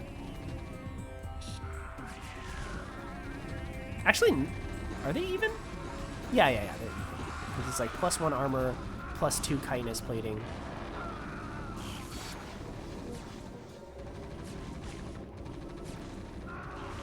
But currently the situation is looking pretty dire for Zerg. These Ultras are not getting the surface area that they want. They're kind of getting tripped up by the medics, and we simply do not have the numbers required to deal with this Terran army. And that's not even accounting for all these vessels that are basically untouched and just freely dematrixing these Marines. We managed to bust in here as Terran, and I think at this point the game is simply over. Fire Hex will tie up the series 1-1. God damn, this D-Matrix is soaking a lot of damage, but oh no! Move command, not the move command. These two Ultras are so tanky, but the reinforcements from the Terran might be a little bit too much for the Zerg. And the D-Matrix are simply too good. The Marines bust on through.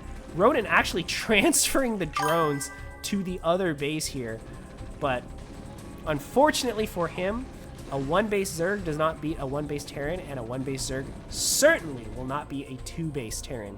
So there you go. That is game number 2. Fire Hex tying up the series 1-1, and we're going to go into the third game.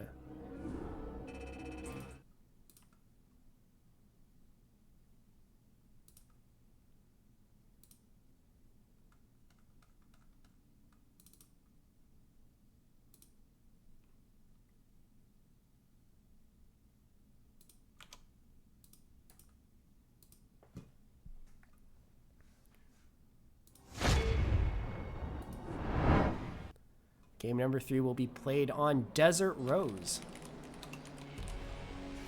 How does this keep happening? How does this keep happening? Why is it always Tears of the Comet game 2 and Desert Rose game 3?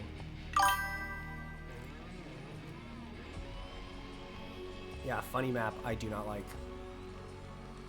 I do not like. I am not a fan of Desert Rose, and I am not a fan of the ASL map that this is based on, whose name completely escapes me right now.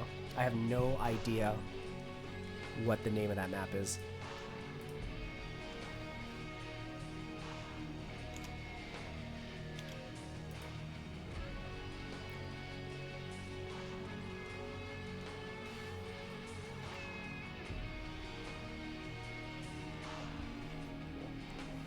take a sip of my water. And let's see what's going on.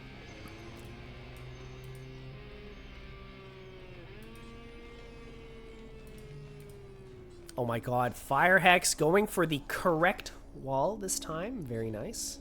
Very cool.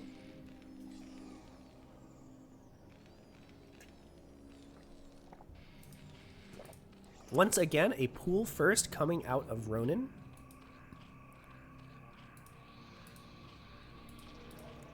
Although this time I'm not sure if it's overpool. I think this might actually just be 9 pool. No, this is overpool. You do not gas trick as if you're going 9 pool, right? Like that feels wrong.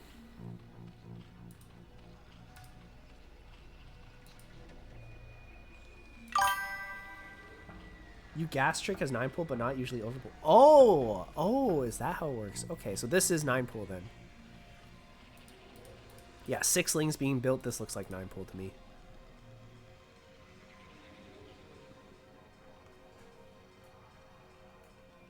No, Troy was not the map I'm thinking of. Troy was not the map I'm thinking of. Troy is the one with the double gas. I hate it for a completely different reason. I actually hate Troy more, honestly.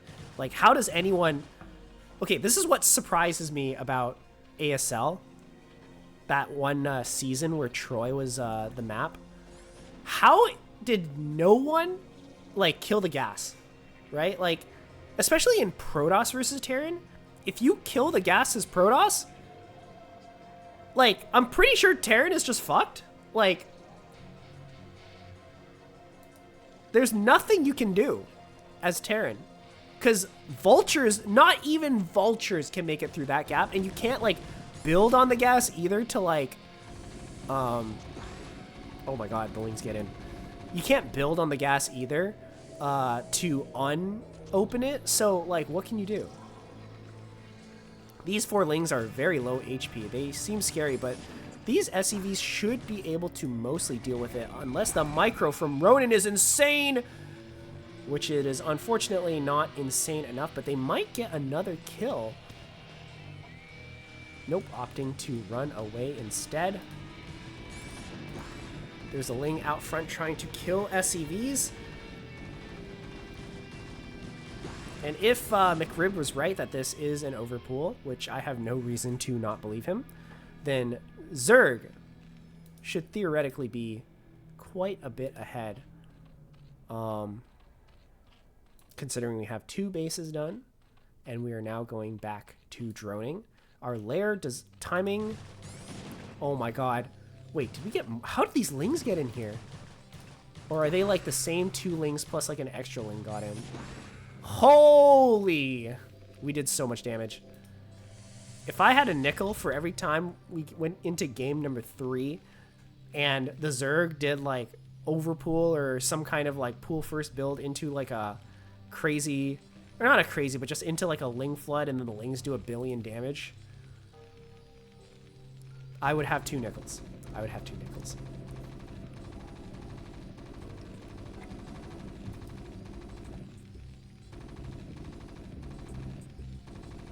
Is this Overlord gonna escape? Nah. Bit of a consolation prize for the Terran. But I think this game is going to about even out, actually. I feel like I might have underestimated just how committed Zerg was to those initial lings, because we're only at 17 drones compared to Terran's 15 SCVs, which is, I think we're ahead as Zerg, but not as much as I would have expected. Not as much as I would have expected. Lurker drop. We're going Lurker drop. Lurker drop it is. And we're building mineral... Excuse me. We're going mineral turrets as Fire Hex to defend against mutas, which are unfortunately not coming. Not only are they not coming, but we're going to need these turrets in a completely different place, like right in front of your bunker.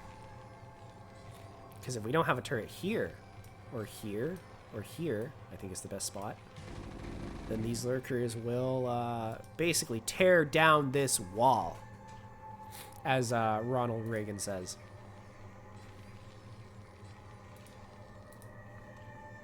Now I know that Ronin is going for drop as well, and Overlord speed is coming up. But just because drop is finished doesn't mean that we can't hit the front anyway.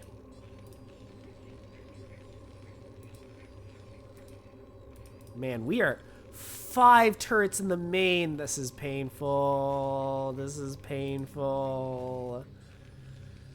5 turrets gonna do nothing.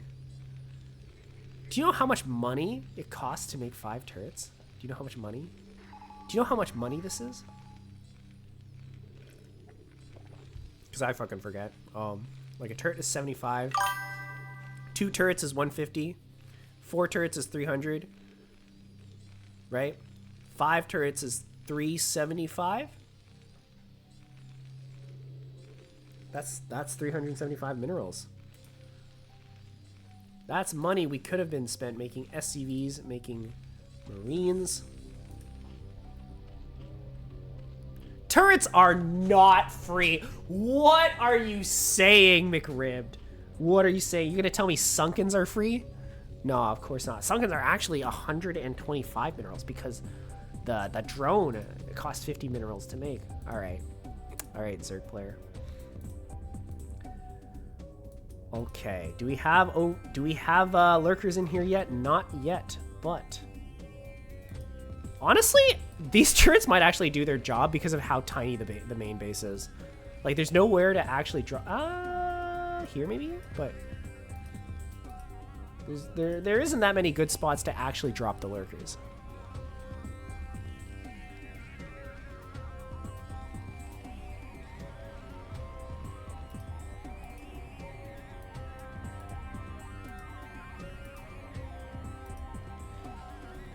Actually, the Sunken costs way more than 125 minerals. Okay.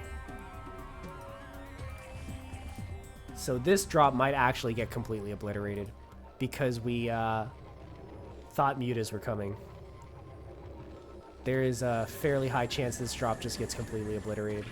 But not if we send in a decoy overlord.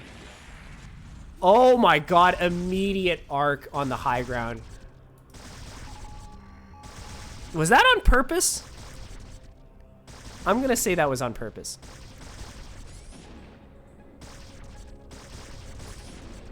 I like that Ronin brings an overlord with his lurkers so you can detect them. Okay. Yeah, you're right. That makes so much sense.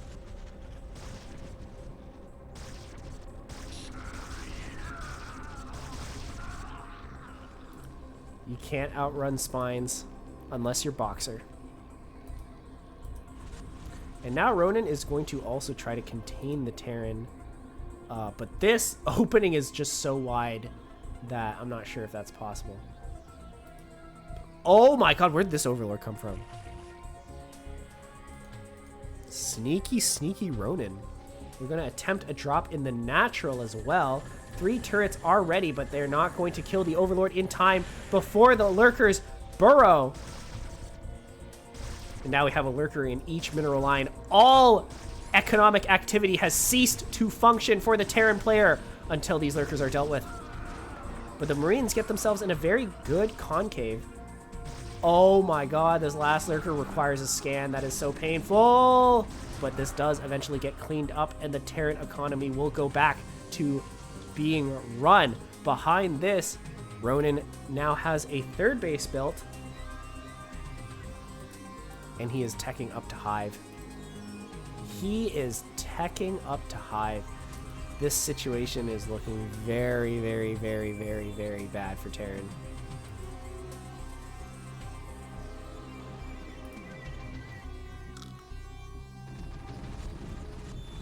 Factory is built. We are going to go ahead and go for a tank push. Unfortunately, I don't know if we actually have the economy to do something like this. Especially not if we lose all of our bio. If all of our bio dies to these lurkers, I think the game might be over. Ronin moving these 2 lurkers down into the Terran. Gonna try and get on top of this production line. And there's no turrets here either. So we're gonna have to use yet another scan. But we don't have a scan. I think it might be... I think at this point it's just GG. We don't even have another scan to deal with these lurkers. And I think even if we scan it, we don't have enough Marines to actually, like, kill this. Well, actually not if the lurkers are, like, distracted trying to kill the science facility. Which might actually be the correct move, given that it's, like, 99% complete! And we need to rebuild the control tower. I would have already, like, flipped my desk at this point. It's like... This is too much. If I was Firehex, I would have already, like, thrown my computer off of my balcony. Ronin gonna try and attack in here. Oh. You know, I did this exact thing against Knight. Or, I don't know if it was against Knight or against someone else. I did that exact same thing where I realized the lurkers were coming, so I tried to unload and stim, and all my Marines died instantly. But yeah, that was kind of brutal. That was brutal.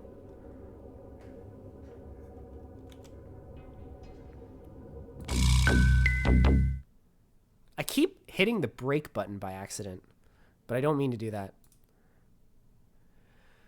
All right, on to game number 3. Or not game number 3, match number 3, because Ronin did, in fact, win that 2-1. Congrats to him. Yeah, GG's, man. Good games. I'm glad you like my song. I'm thinking we cast one more series for tonight. I did start this this stream a little bit late, so we're probably not going to do more than 3 matches. I'm thinking we end this off with some good old professional StarCraft and watch Semi versus Julian. Much like how we're casting a lot of Firehex today, we are also going to be casting a lot of Julian.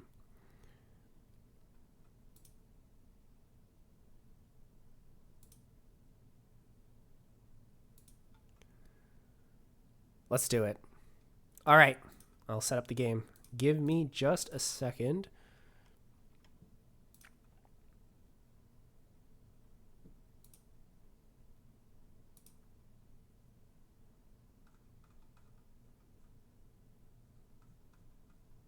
Unless I don't have it. That's possible too.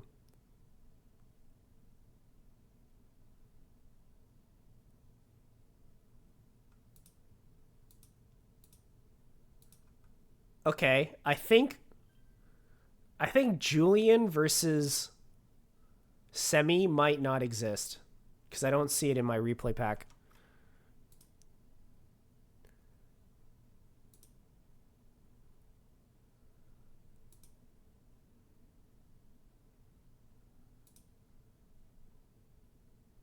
All right, see ya, Escalade.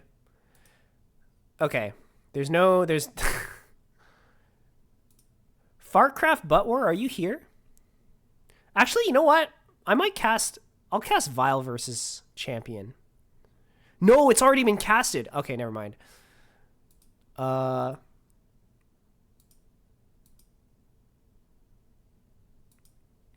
right. I'll do Earrob versus Keen. Keen versus Earrob. Earrob versus Keen.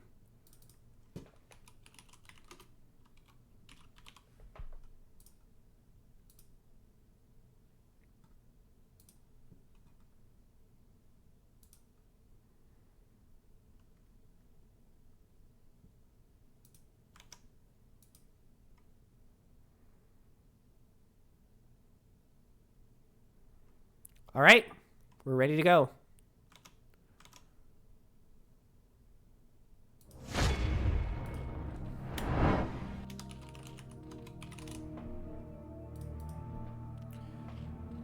Let me just set up the things. So Earrob is power bottoms. And they're Protoss. Keen is on our team, and he is Zerg. 0-0. The game is on Nightmare. Okay. All right. Let's do a little bit of player introduction. Spawning on the 12 o'clock position. Or 11 o'clock position. Somewhere between 12 and 11 if you really want to be pedantic. Playing for team. That time I got reincarnated into the StarCraft universe and forced to play every week for a team whose name I didn't vote for, or else my balls get electrocuted.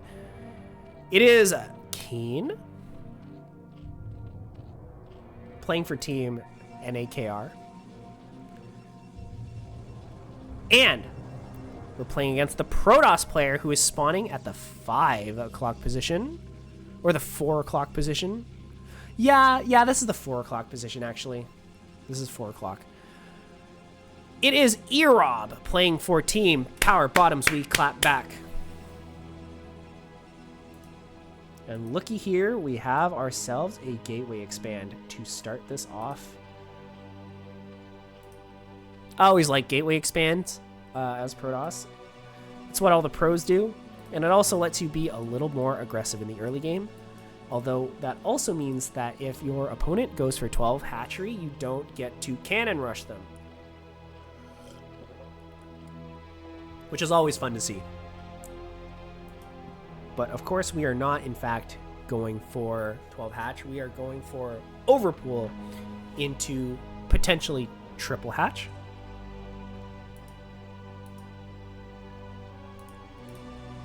And that is A-okay. That is A-okay. We still get to put on a bit of pressure with our initial zealots. And it seems like we're actually making 2 zealots before even a Nexus comes out. So Earrob gonna start this off with a little bit of pressure.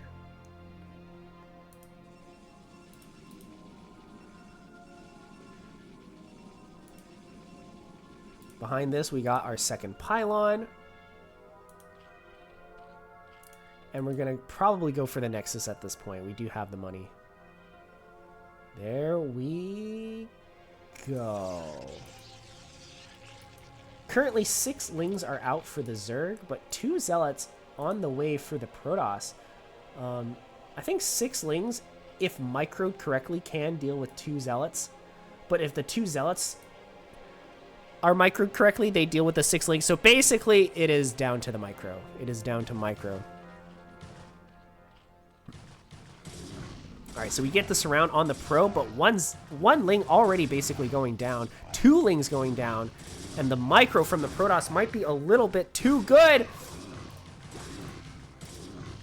And we do finish off these Lings, and we might even get a Zerg drone kill as a consolation. Nope.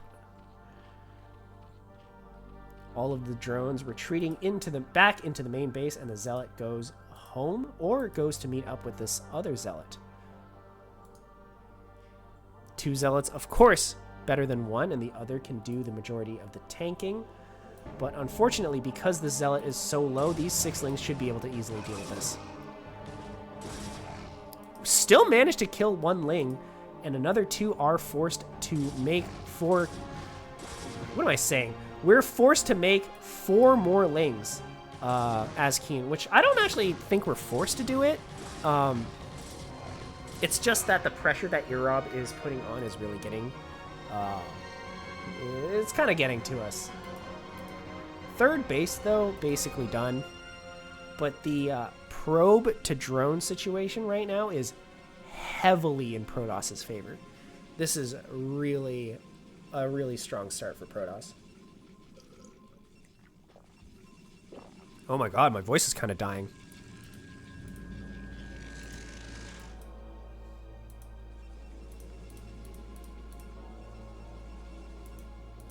Let's see, what is this probe doing? Looks like he was... Okay, for a second I thought he was going to put down a Nexus. For a second I thought he was going to put down a Nexus. I was like, ain't no way. But no, it was just scouting for potential third base locations. And 12 Lings actually out on the field with Ling speed on the way. Do we have anything as Protoss? We have our holes covered, all 2 of them, but only 1 cannon. We only have 1 cannon as Protoss, and I think that might be a little bit dangerous. 2 cannons basically beat off like 50 lings, but only 1 cannon. I don't know about that one. If the lings manage to like bust through, like for example the top side, there's so many lings, by the way. This is a ling all in if I've ever seen one. And the top hand side of this is actually quite wide open. The probes are being pulled, and the one singular cannon gonna fight for its life. But we're not even gonna try to move past. We're just gonna try and kill this gateway. And the probes are all trying to block these lings. And it seems like we're actually going to succeed as Protoss. Oh my god, I did not think that would work. Oh my god. I thought Protoss was so dead there. That looked like such like a crazy ling all in. But yeah, good job on Earop for defending that. And on to game number 2. Yeah, that was an amazing probe pull. Like the probes just like perfectly blocked the second cannon, and like even after the gateway was killed, like the lings had to like go all the way around to the right hand side. It was really well done.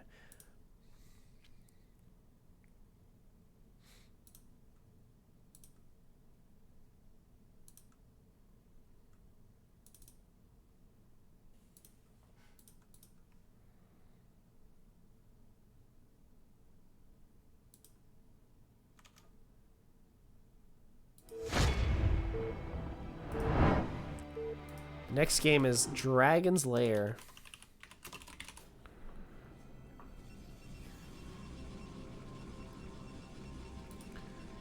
Spawning on the bottom right of Dragon's Lair, which I do believe is a 2-player map. It is our Protoss leading 1-0 Earop, playing for team Power Bottoms. We clap back. And on the top left, our Zerg player, playing for a team. That time I got reincarnated into the StarCraft universe and forced to play every week for a team whose name I didn't vote for, or else my balls get electrocuted. It is NAKR's Keen. I almost said teen. Jesus Christ. Keen.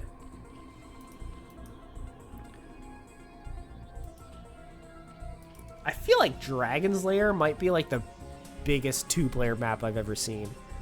Like this looks like it should be a 4-player map with the way that it's laid out.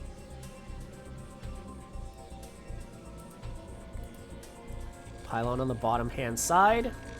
Gateway coming on top. There it is. Seems like we're going to try to repeat the success of game number 1, building a lot of zealots. Or not that many zealots, but putting on pressure with our initial zealots. Forcing the Zerg to make way, way, way more lings than they want to. In the case of the last game, we did do an all-in off the lings, which we didn't have to do. We could have played that out. I don't think Zerg was that far behind from the initial group of zealots. We didn't actually take any drone damage. We were just sort of forced to make a lot of lings. But honestly, at that stage of the game, that's pretty normal.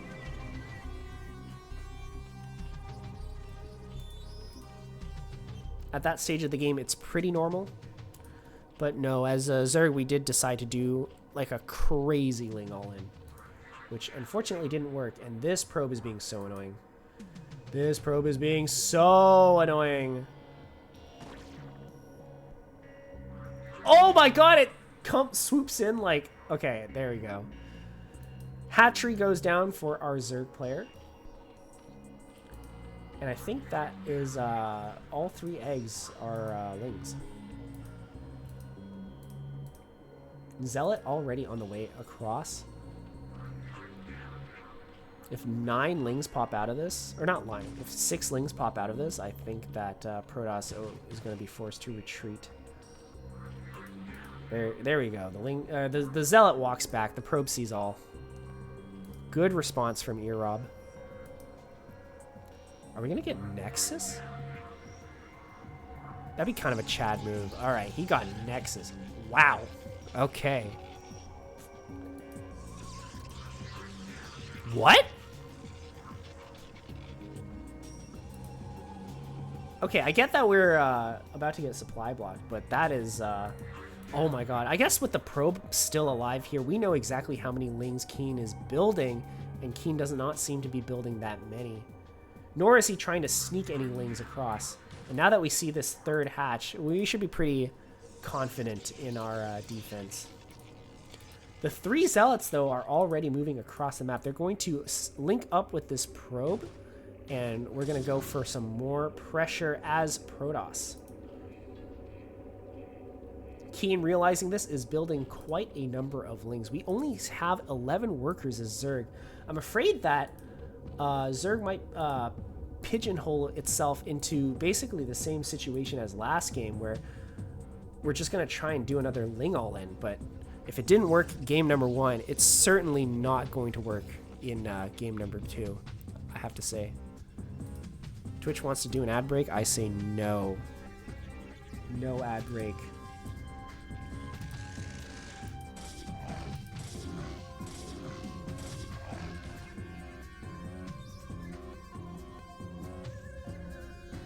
Oh, the Zealot does not get into the position that it wants. So, unfortunately, it's not going to be very difficult to kill. We come in here with the probe and see only 2 drones in the natural, but we are going to macro behind this. Looks like that's a pretty quick Hydra Den. I think we're going to try and do some kind of fast Hydra attack. Some kind of Hydra bust. Hydra busts are so strong. They are so strong in Zerg versus Protoss.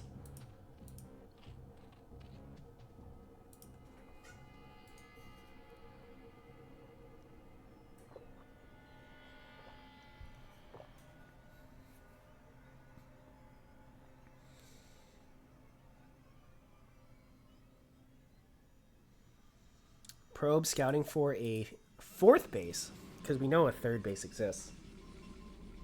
And what is Protoss doing behind us? We're getting +1 air, we're getting our Stargate. Only 1 cannon built, but we do have a lot, and I mean a lot of Zealots. 5? +1 weapons attack on the way.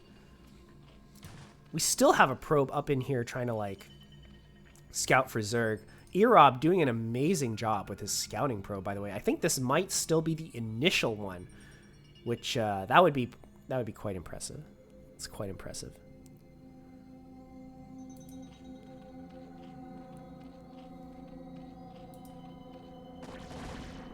All right, so we come in here, and the probe, using its last dying breath, will communicate to Erob that Hydras are on the way. And so cannons should be started immediately, and they are. 4 cannons in this wall. I fear that might not be enough, because Zerg is going all in. We are building non-stop Hydras,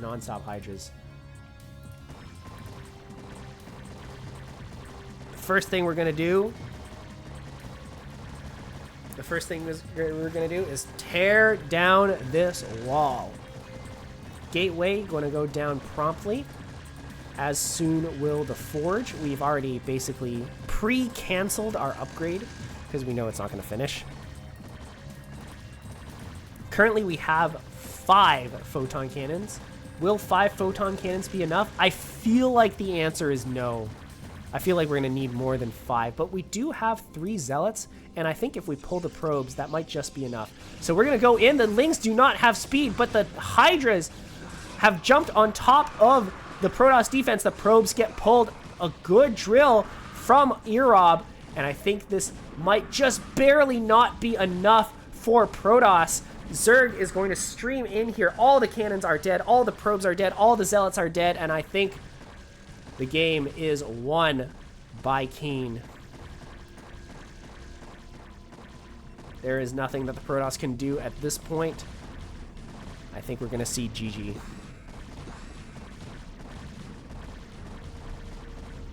They're all dead! GG any moment now. This is unwinnable. This is unlosable for Zerg. Zerg could literally take their hands off the keyboard at this point. What's in Zerg's base? Corsair? Maybe Protoss did a bit of a run by. Oh, it could have been DTs as well. Honestly, these DTs could do infinity. Could just like get rid of all the units here. But nope. Erob decides to call it. Keen ties the series 1-1.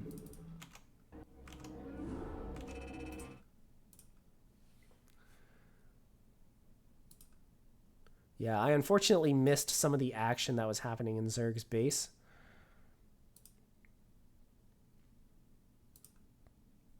But, yeah. The main thing is that Zerg has completely broken through. And, game was pretty much set from there, honestly. All right. On to the third game.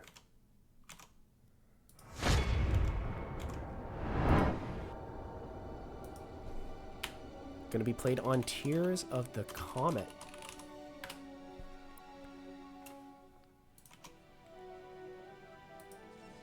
Spawning on the top left-hand side of Tears of the Comet, it is Erob playing for Team Power Bottoms We Clap Back. And on the bottom right, playing for Team That Time I Got Reincarnated into the StarCraft universe and forced to play every week for a team whose name I did not vote for, or else my balls get electrocuted.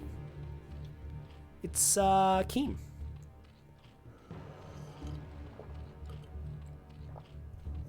So far, we've been seeing some pretty aggressive play from Keen. Game number 1, he goes for a massive Ling all-in with like 30 Lings.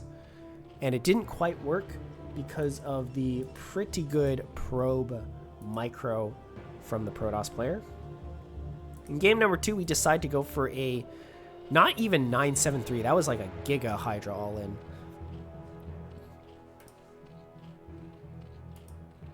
So it makes me sort of wonder if Keen is going to try to... what's it called? Like... redo the success of game number 1. Repeat the success of the first game. That's what I wanted to say.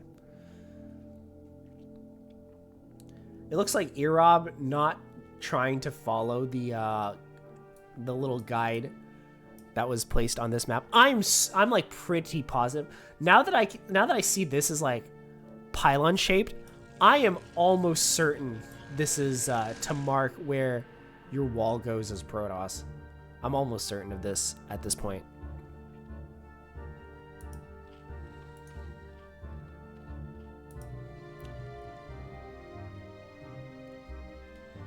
Actually, oh my god, look at this. Look at this. Pylon, Gateway, Forge. This is for Protoss wall-offs. This is 100% for Protoss wall. Look, Pylon, Gateway, Forge. This is for Protoss wall-offs. Wait, why is this so wide? Is that right? I guess the eggs would make it thinner. Alright, Gateway is coming down. Is this Gateway placed correctly? I would have expected the Gateway to be put like here, so that you have enough space for a row of cannons. But maybe this Gateway is actually the correct hex and I'm literally just blind. That's also possible. Like, can a cannon fit here? Can a cannon fit here?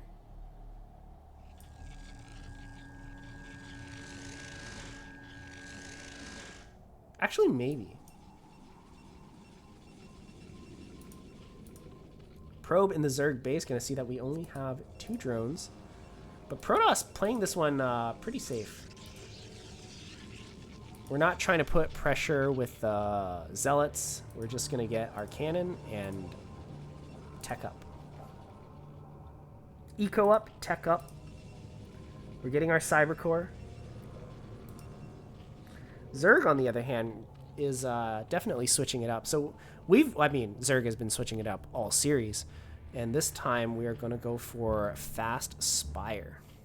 So I'm assuming this is for mutas.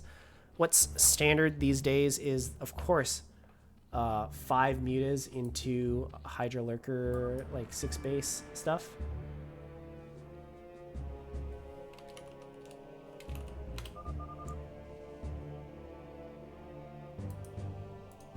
All right. I don't know why that was like three messages.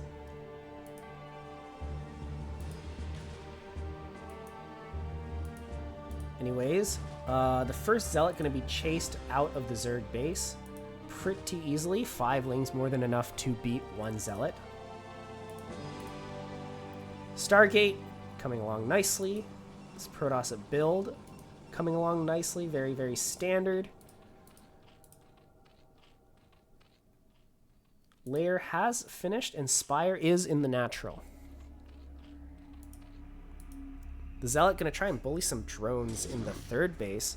Well, we might even get 1 drone kill, which we do. Good micro from Erob doing the, what's it called? What's that micro called when you, like, move and then A-click and then move and then A-click? You guys know what I'm talking about, right? It's not, I don't think it's called stutter step. Is it called stutter step? Okay, yeah. Good stutter step micro from the Protoss player.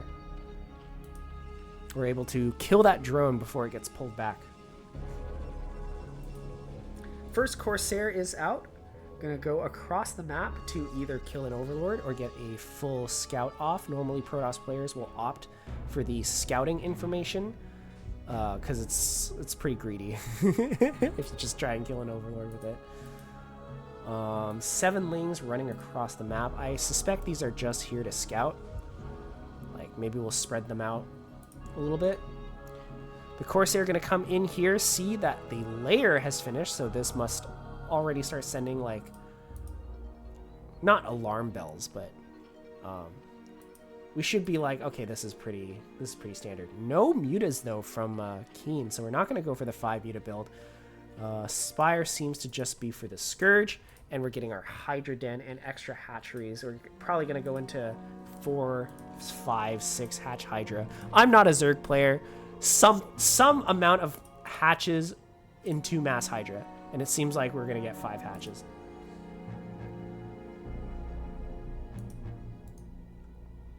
Three Corsairs are out on the field. Once the Corsair count gets to 5 and +1 gets done, we can start worrying a lot less about Scourge.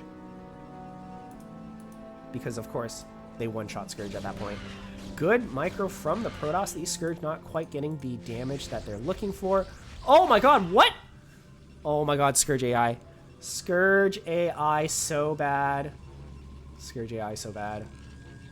Despite making 0 mutas, we have forced the Protoss to build a cannon in the main, so this is a nice little victory for Zerg. And behind this, we're just getting a lot of Hydras.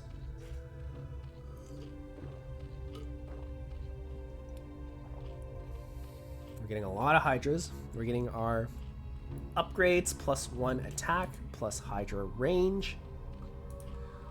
And this is actually shaping up to be quite a standard looking game, which is not something we've seen so far in this series. Protoss moving out with a Dark Templar. Speed Zealots with +1, I presume? Yes. But I'm not sure where the Protoss can really poke into. This base is very well defended. This DT is not going to get in here, nor can the Corsairs deal with these Overlords. Down here, double Overlord and Hydras are in place to defend everything. And it kind of seems like the Protoss can't do all that much. But while the Hydras are being distracted by the Zealots, the Protoss does try to swoop in and get some Overlord kills. Unfortunately, not quite successful, and the Zerg at this point is in a very good spot. They've taken pretty much no damage to Protoss, the Protoss aggression. But truthfully, the Protoss didn't really commit anything to that aggression, and here we see him about to take another Nexus. Our gates have successfully been exploded, and by exploded, I mean built. Templar are starting to come out. I'm presuming that we've researched Storm at this point, because the Templar Archives has been finished for a little while now. Protoss basically getting everything that they want, except for this base. Oh, no, nope, the probe is still there. So Protoss can still take this base whenever he feels like. And Erob certainly has the money for it if he doesn't spend it on more and more units.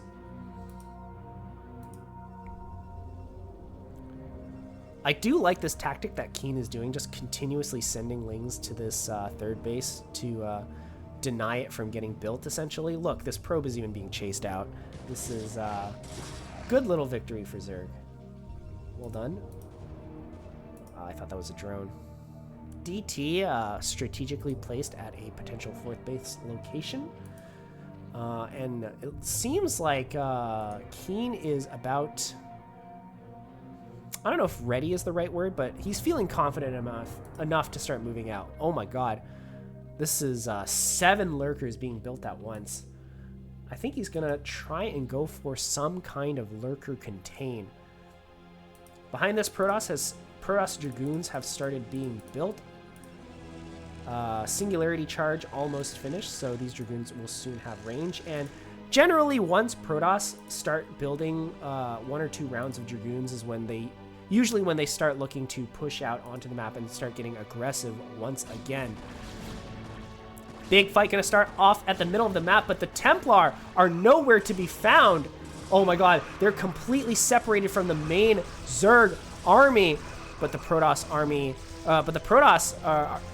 is pretty much split in half and forced to disengage.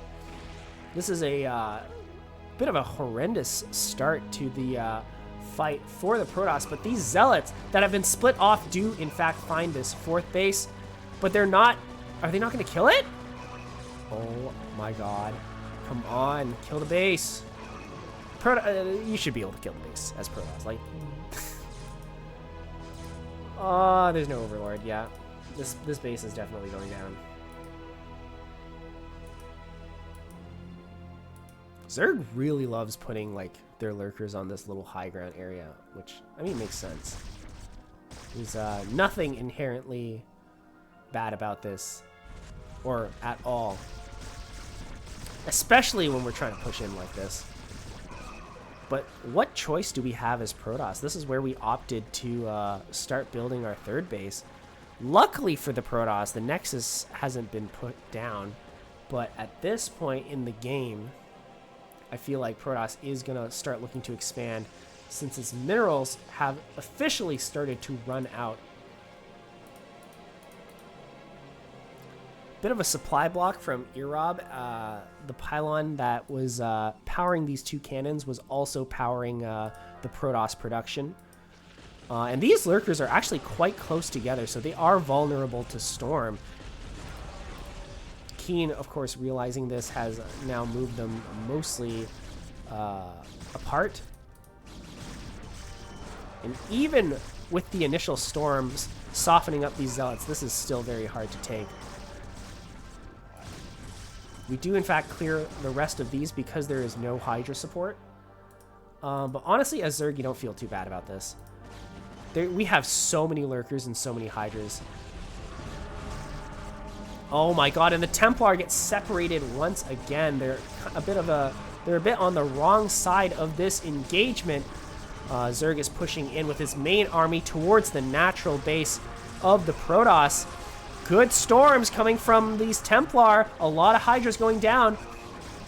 But I'm afraid the Protoss might not have the unit count to be able to deal with this successfully.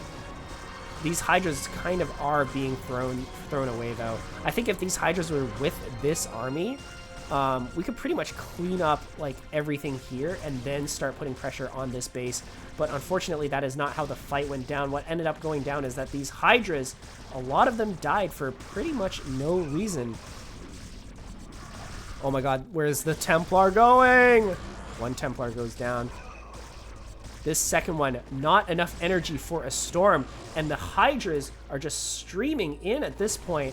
I don't think the Protoss really has enough to be able to deal with the continuous reinforcement of Hydras. 2 Templars have come out, but they don't have enough for Storm, and it might be too late by the time they get enough energy, because these Hydras are pushing in, and there are so many of them. Only 4 Dragoons for Protoss, and I think at this point the Zerg has effectively won the game. Keen has done it for Team. That time I got reincarnated into the StarCraft universe and forced to play every week for a team whose name I didn't vote for, or else my balls get electrocuted. Storm comes out. It's a good Storm, killing a lot of Hydras, but at this point the Zerg is already in the Protoss base. We're killing workers, we're killing units.